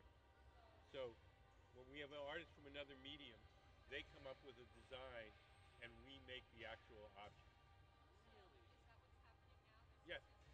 Yes. He's making a whole living space where everything in the space, the bowls, the the bed, the chairs, everything's going to be a sculpture. Really? Nope, it's going to be in South Seattle. And then, is there somewhere where we can see the design that they're working from? Do they have that posted? He or doesn't can have see a here? drawing now. Oh, really? He's making it up as he goes. Okay. Well, it's his designs. They're his designs. We're just here to make whatever he tells us to. Yes.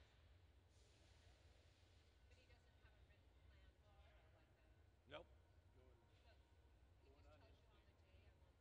Yep. But how does he communicate with you with the drawing? He just Often describe he it. draws the things out on the floor in chalk.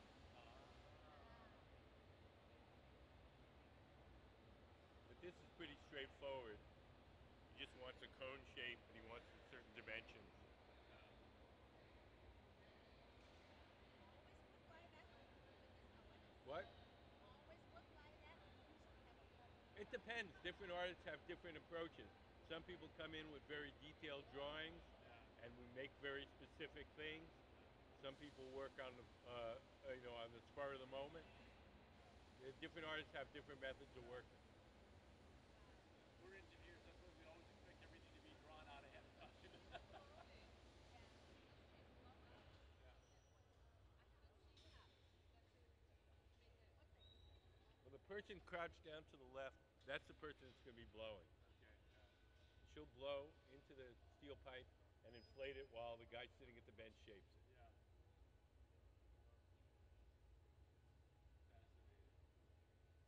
Fascinating.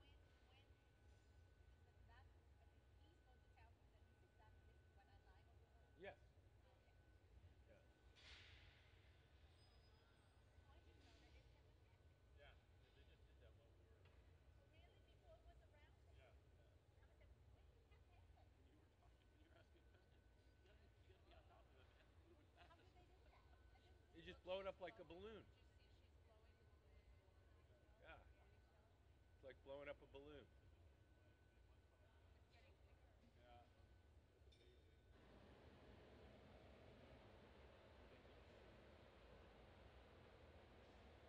That's how they made the neck. He just shaped it, right? Well, he has a tool called the jack, and he squeezes it, makes a little sharp air. That's the place we're going to break it off later on.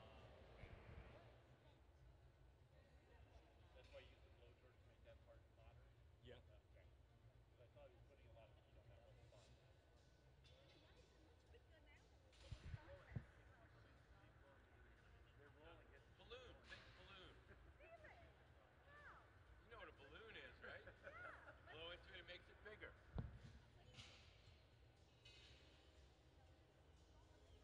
That's great. Thank you. Yep.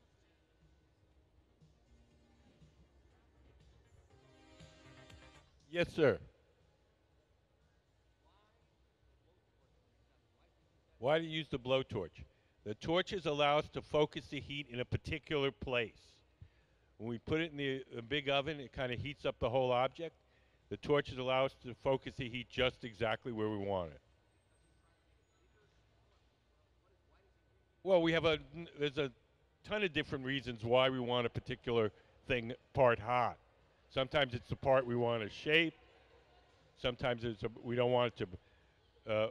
The connection between the metal pipe and the object that has to stay warm. But so we do a million things with it, but the basic idea is to put the heat just exactly where you want it. Yes. Oh, hey, Joe. Oh my God! Hi. Hi, man. Right. Walt. Walt. Walt. That's my claim to fame. Our friend Berk.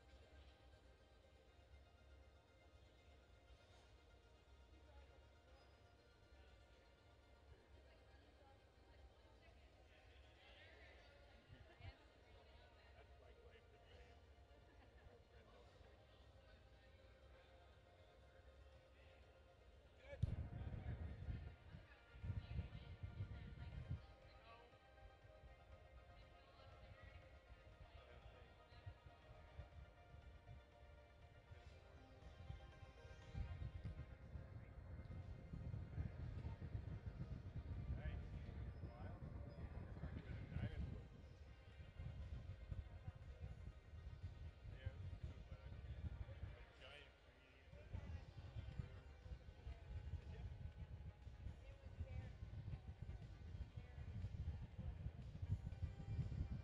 you? That's exciting.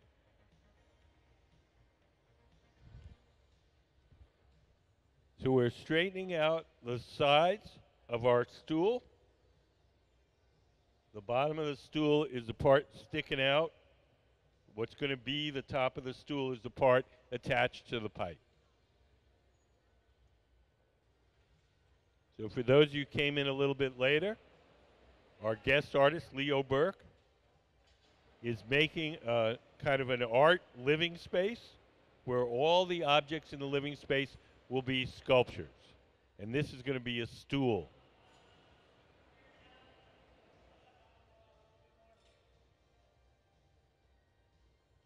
So we made one of these this morning. Now this is our second one.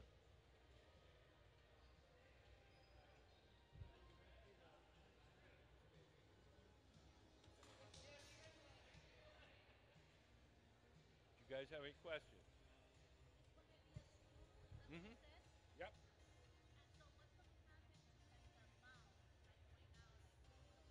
We're gonna stick it onto another rod, hold it from the bottom, and then we'll close the top up and flatten it.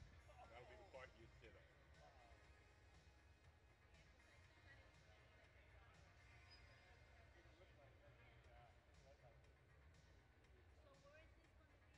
It's going to be in his sculptural living space that he's created. All the objects in the it's going to be like a room, but all the objects in it are going to be sculptures. They're going to be all weird and crazy. No,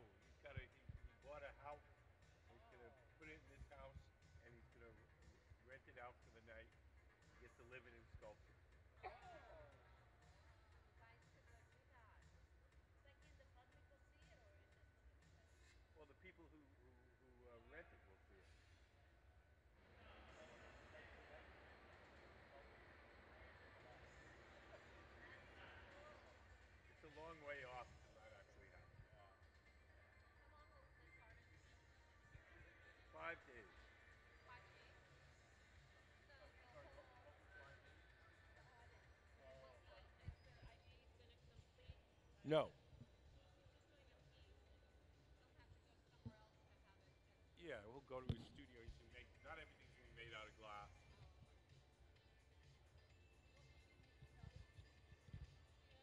What? Oh yeah, yeah. We're gonna make it. We're gonna make a sink this afternoon.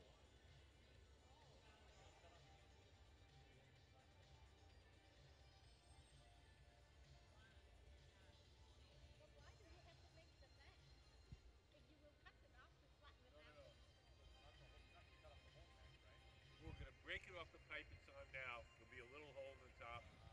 We'll close that up and flatten that, and that'll be the part you sit on. Yeah, the wider part, that's gonna be on the floor. The narrower part will be where you sit.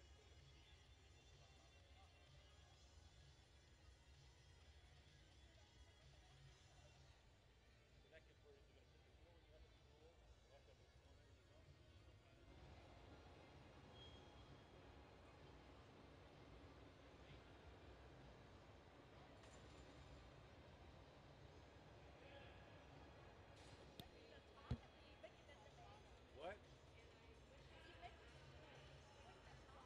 No, think of it as stool. The stool is always wider at the bottom than it is at the top. Picture a stool. Yes.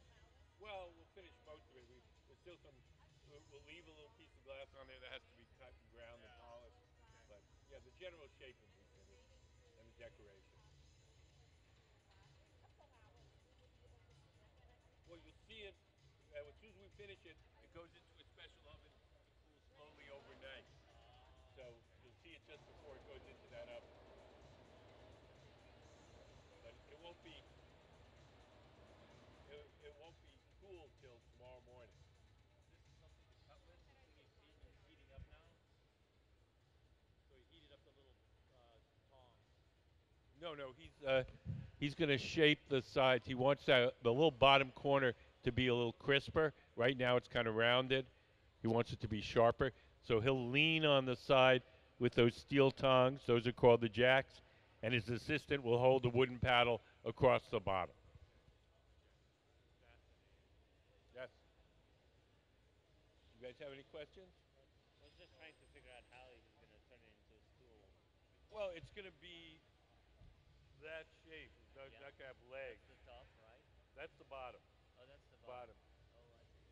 You got the wooden paddle against the bottom. And we're going to close the top up, flatten it, and that'll be the part you sit on. That's the part that goes on top.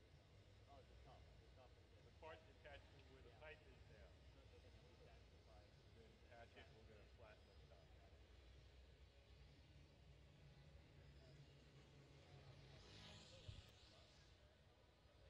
So we're making sure that the bottom is flat, and we're sharpening up that little corner at the bottom.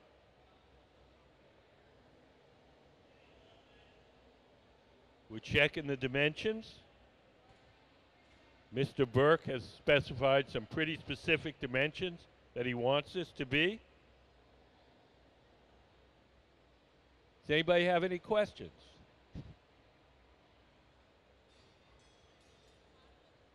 The bottom of the stool is the part that's sticking out. The top of the stool is the part that's now attached to the metal pipe. The top, maybe a little wider, but we're going to flatten it. We're going to close it up and flatten it. So, here we go. It's going to be kind of like this. So it'll be narrow, flat at the top, wider at the bottom. Only prettier.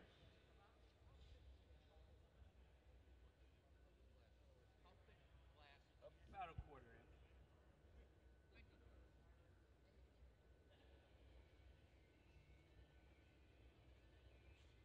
Leo, is this your model right here? Yes. Yeah. Wiggle those lines. Even got the lines on it. Exactly.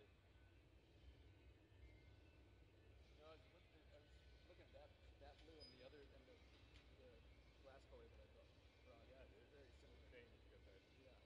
copper turquoisey blue. Yeah.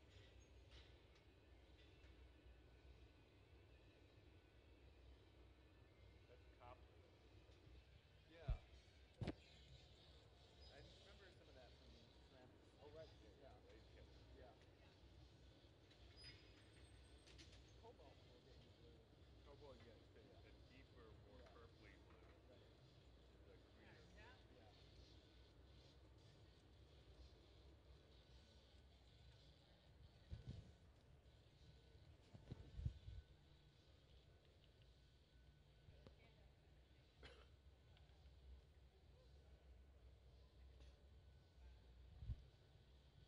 Does anybody have any questions?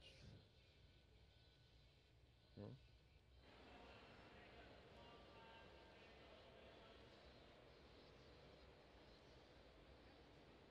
you like to win a piece of glass to take home with you? Here's the deal. You tell me a subject that you like. I ask you a question. If you get the question right, you get a piece of glass. Okay?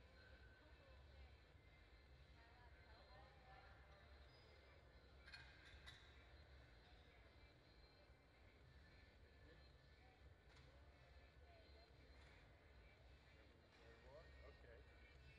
Um, okay. During the Revolutionary War, what country helped us out besides, other than the United States? There's another country in Europe that helped us out during the Revolutionary War. France. Austria.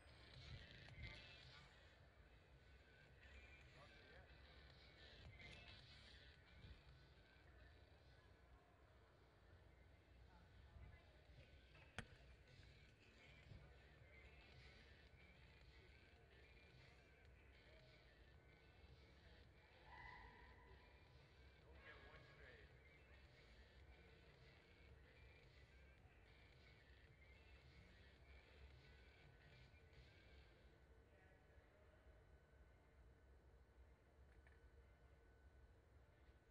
Want to try? Tell me what subject and what grade you're in.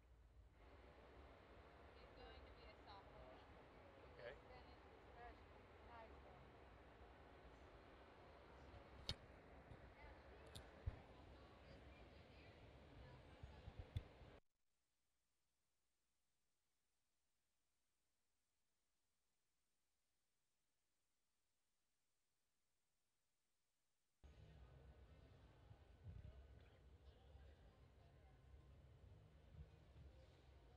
Just one question.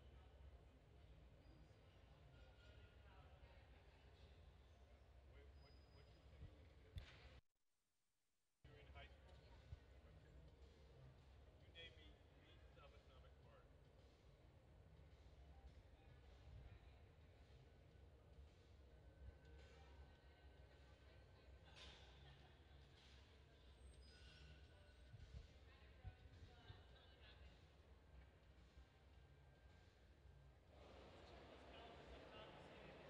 So we're going to scratch a little circle on the base so we can see where the center is. So he holds that piece of glass against there, and as they turn it, makes a little circle. We'll know exactly where the center is. Now we're going to drill a small hole in the base. We have an electric drill. Chucked up in that electric drill is a sharpened tungsten rod. We heat the tip of the tungsten rod till it glows, and we can actually drill into the hot glass.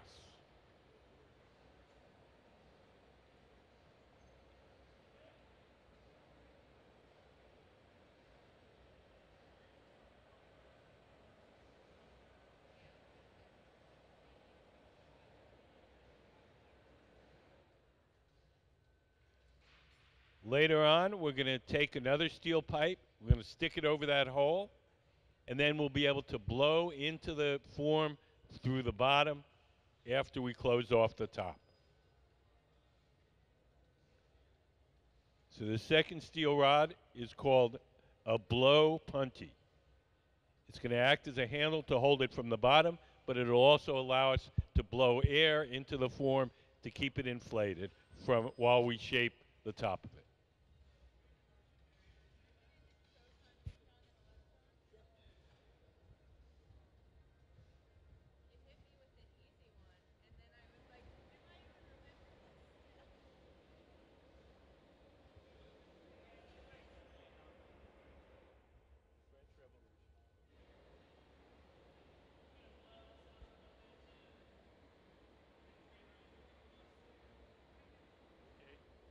The French Revolution had a three-word motto.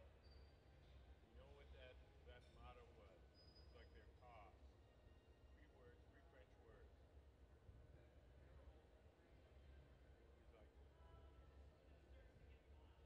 It was like, Obama said, yes, we can. They have,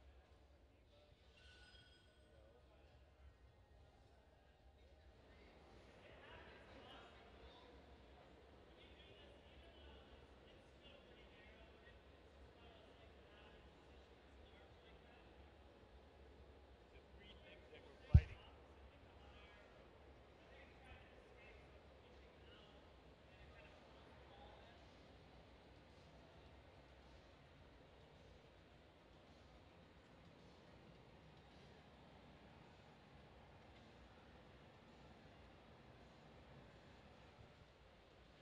So over on the left, Sarah, in the gold shirt and black shorts, has prepared the punty.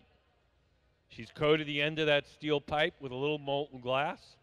We're going to stick it over that hole we drilled, and that'll act as a handle to hold it from the bottom while we shape the top.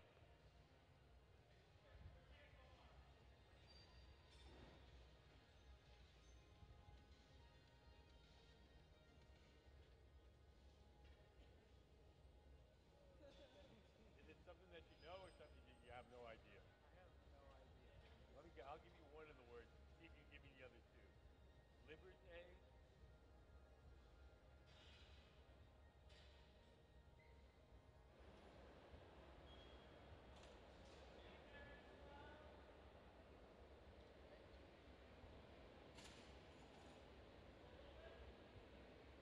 So we've stuck the punty onto the base. We're going to make a little notch in it so we have a place where we can break it off.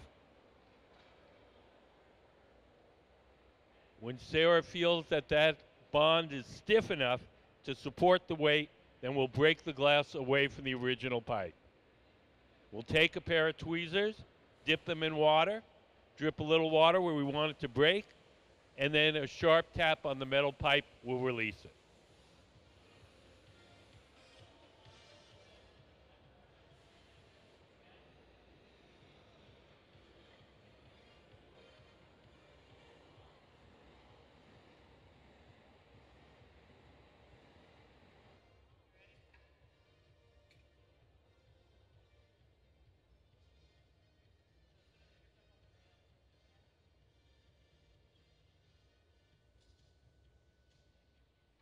Here we go, a little tap.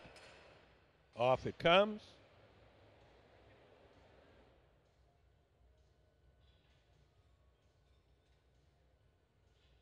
So now our stool is held from the bottom.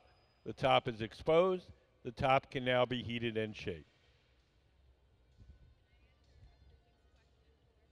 No, he's got to answer a question for himself. You want to give up on that? Or do you want to try a different question? Sure. Okay. It's liberté, égalité, fraternité. Yeah, I didn't learn that. That was their slogan. Okay. What, you want the same subject or different subject?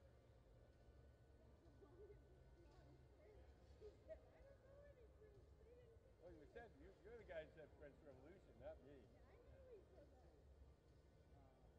A different topic? Take your time. I'm here.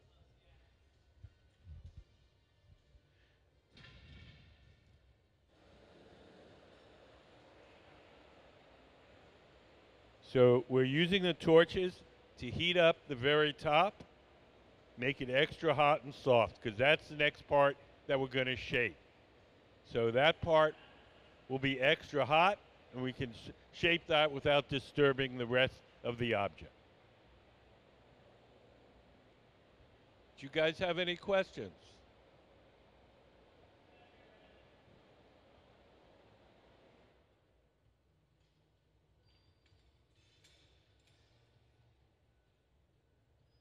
Do you guys have any questions? You have any questions? Okay. You just gonna watch? Okay.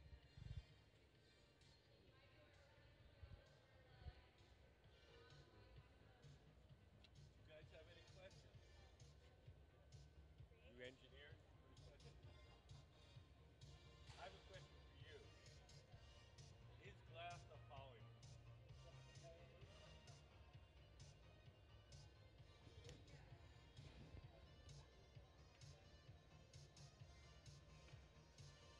Scientists argue about that.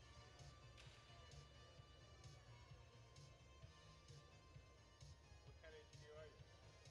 Software engineer.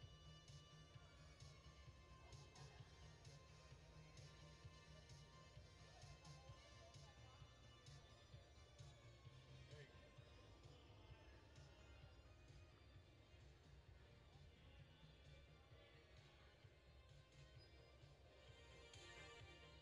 You guys have any questions?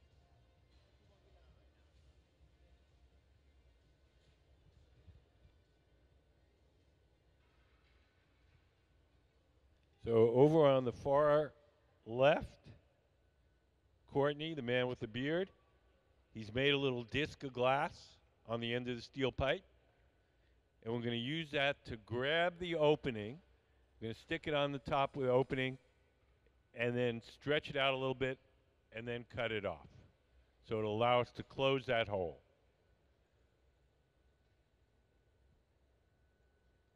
So it's just, once again, it's just going to be a little temporary handle to grab it. Biology? Okay.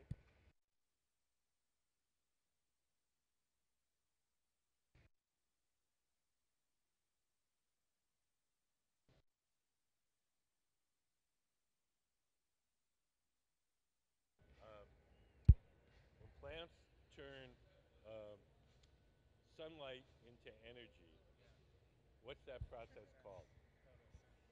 There you go.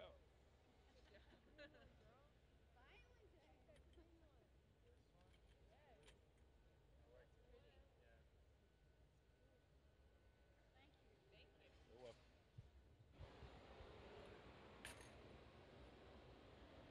So we're grabbing the top using that disc of glass. We're going to stretch it out just a little bit, and then we're going to cinch it down and cut that off.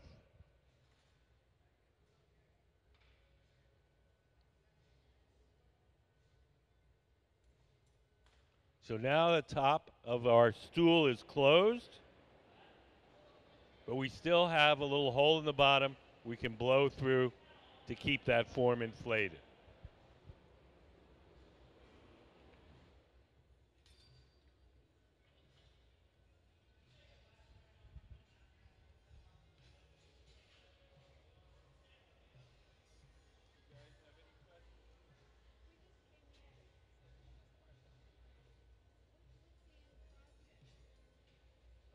Our guest artist, the man in the gray shirt, he's making a living space where everything in the space is going to be an art object. And this is going to be a stool to sit on. So the sink is going to be an art object. Vase is going to be an object. Chairs are going to be. Bed is going to be. Dishwasher. I don't think he's going to need that. Uh-huh.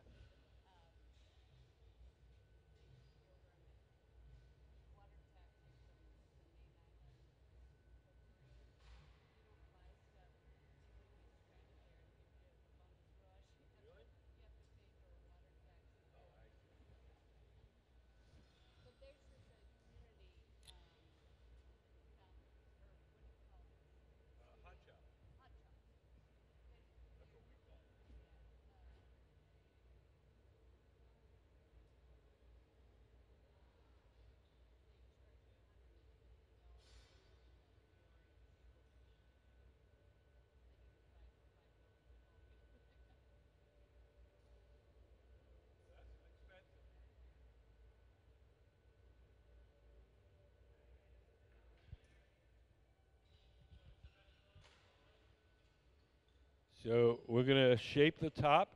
Uh, some of you came in a little bit later.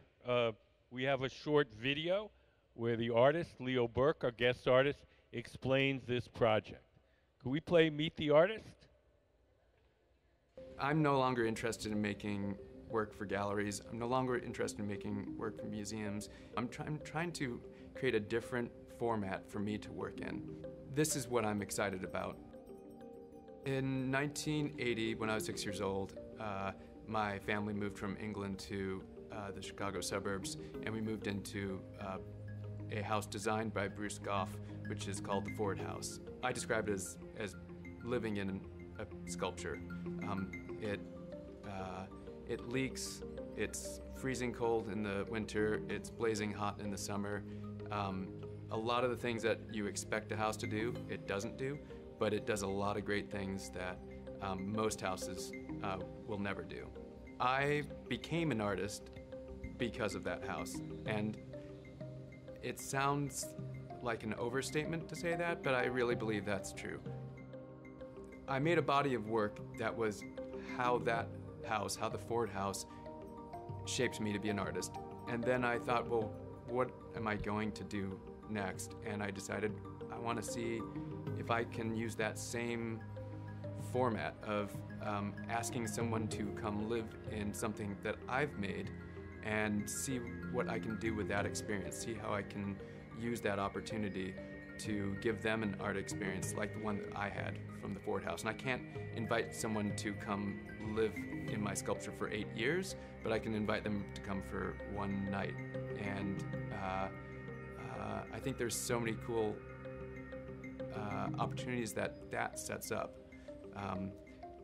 Getting people to have a different experience with art. This glass crew here is amazing, and what I'm here to make during my residency is functional objects, vessels, plates, bowls, like practical things like sink, tile, but having them be made by an artist, having them be made with my aesthetic is really the goal. They're saying I've set them up for a big challenge. If I make it right, I should get a free night's stay. Some of the forms that we're making down there are these real kind of internal, sort of intestinal, cave-like forms that are based on some work, a body of work that I made maybe 5 years ago. And then I was making work about caves, and caves are formed by water flowing through them. And so there were these interesting connections between underground spaces and the interiors of our bodies. And so when I had the opportunity to make vessels for this project that I'm doing, that was just kind of the first thing. I wanted to pick that thread back up. I'm really grateful. I'm really grateful to have this opportunity to have this many people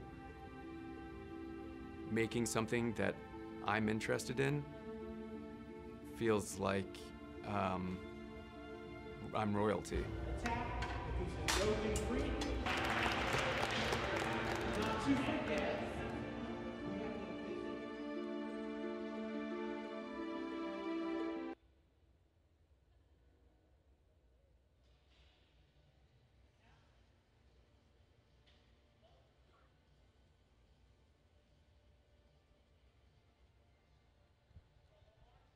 So we're rolling it on the newspaper marver. It's just a sheet of plywood with several sheets of wet newspaper, and it'll straighten out the sides. We're also pressing against the top to flatten the top.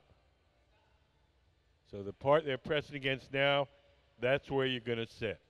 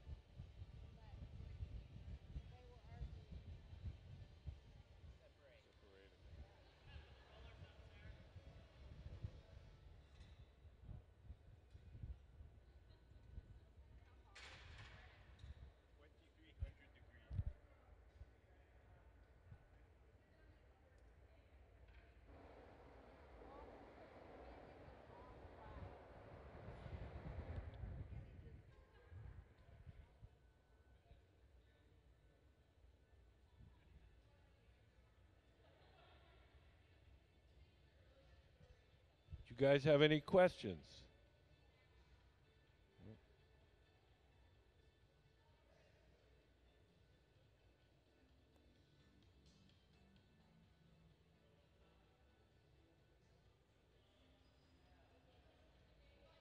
You guys have any questions?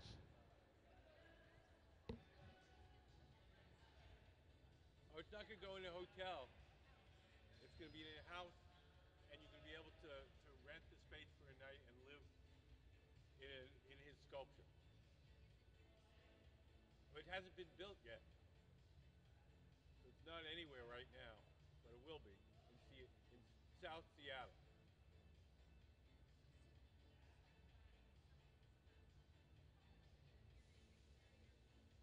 Well, every object in the room is going to be a sculpture. The bed, the chair. It's not all going to be glass. It'll be different materials. But we're making the glass things here at the museum.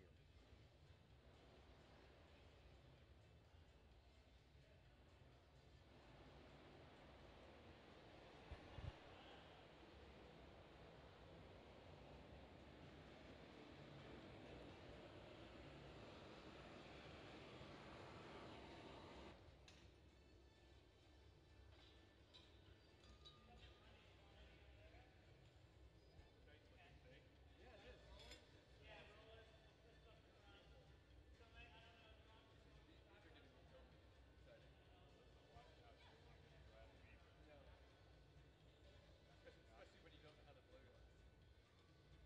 Yeah, that's right. You want to learn. Yeah. Then I'll spend the next 20 years trying to. Okay, yourself sucking up all your money. Yeah. Thanks, everyone. Any young life. But it is effort. Yeah. I can see why. It's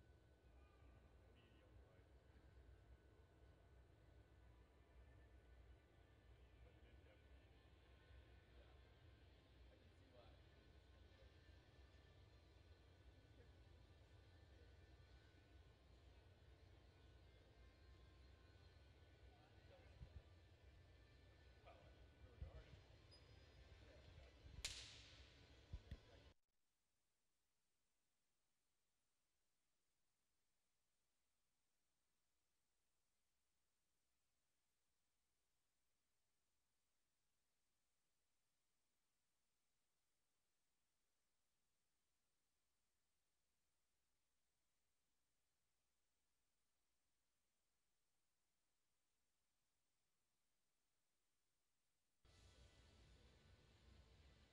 You know. So we're squaring off the top, holding the metal tongs, the jacks on the side, and the wooden paddle across the top to make it flat.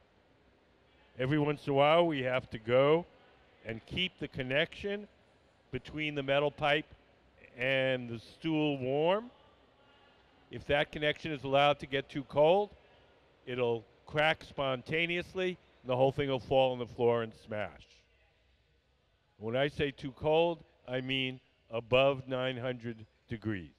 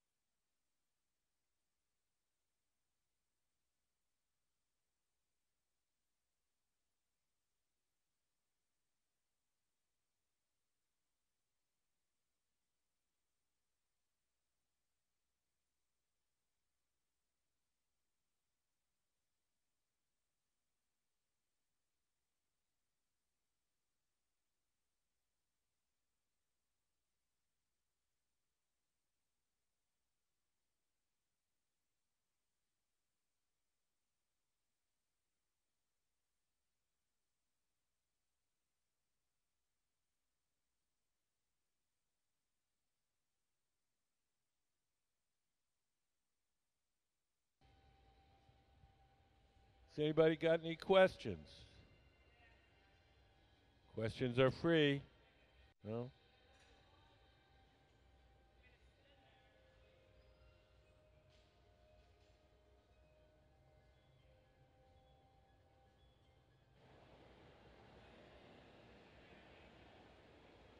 So we're getting pretty close to being done. When we make an object like this, we can't just set it on a table and let it cool on its own. We take it off the metal pipe and place it in a special oven called the annealing oven, where it will cool slowly overnight. Each day we heat up our annealing oven to 920 degrees. We place all the objects we make during the day in there, and at night we cool everything down all at once. So one of the glass blowers will put on some protective clothing and some big Kevlar gloves. When he grabs that object, it'll be about 1,000 degrees. The glass will be hard, and he'll carry it to the annealing oven to cool slowly overnight.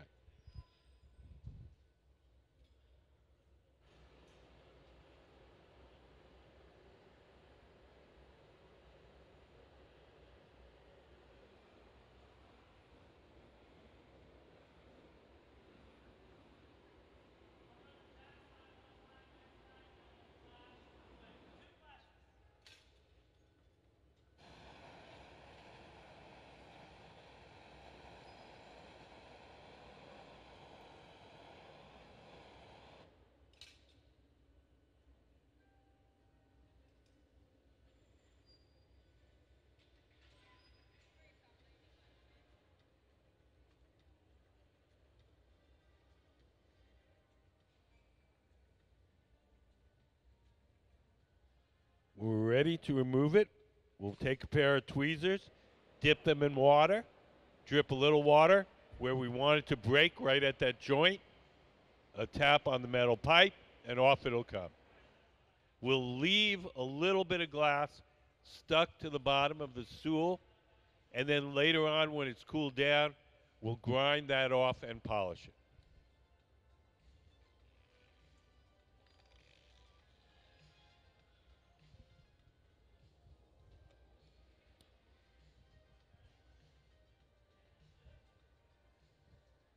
Gabe's dripping some water on that joint. That'll crack that joint.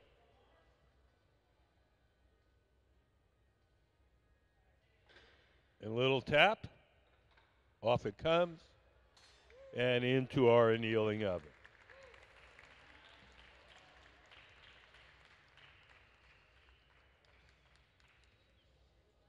So that concludes our demonstrations for this morning. We're going to take an hour lunch. We'll be back in an hour. If anybody has any questions before I go to lunch, I'd be happy to answer them. It's hard now. We let it cool down to the point where it's hard.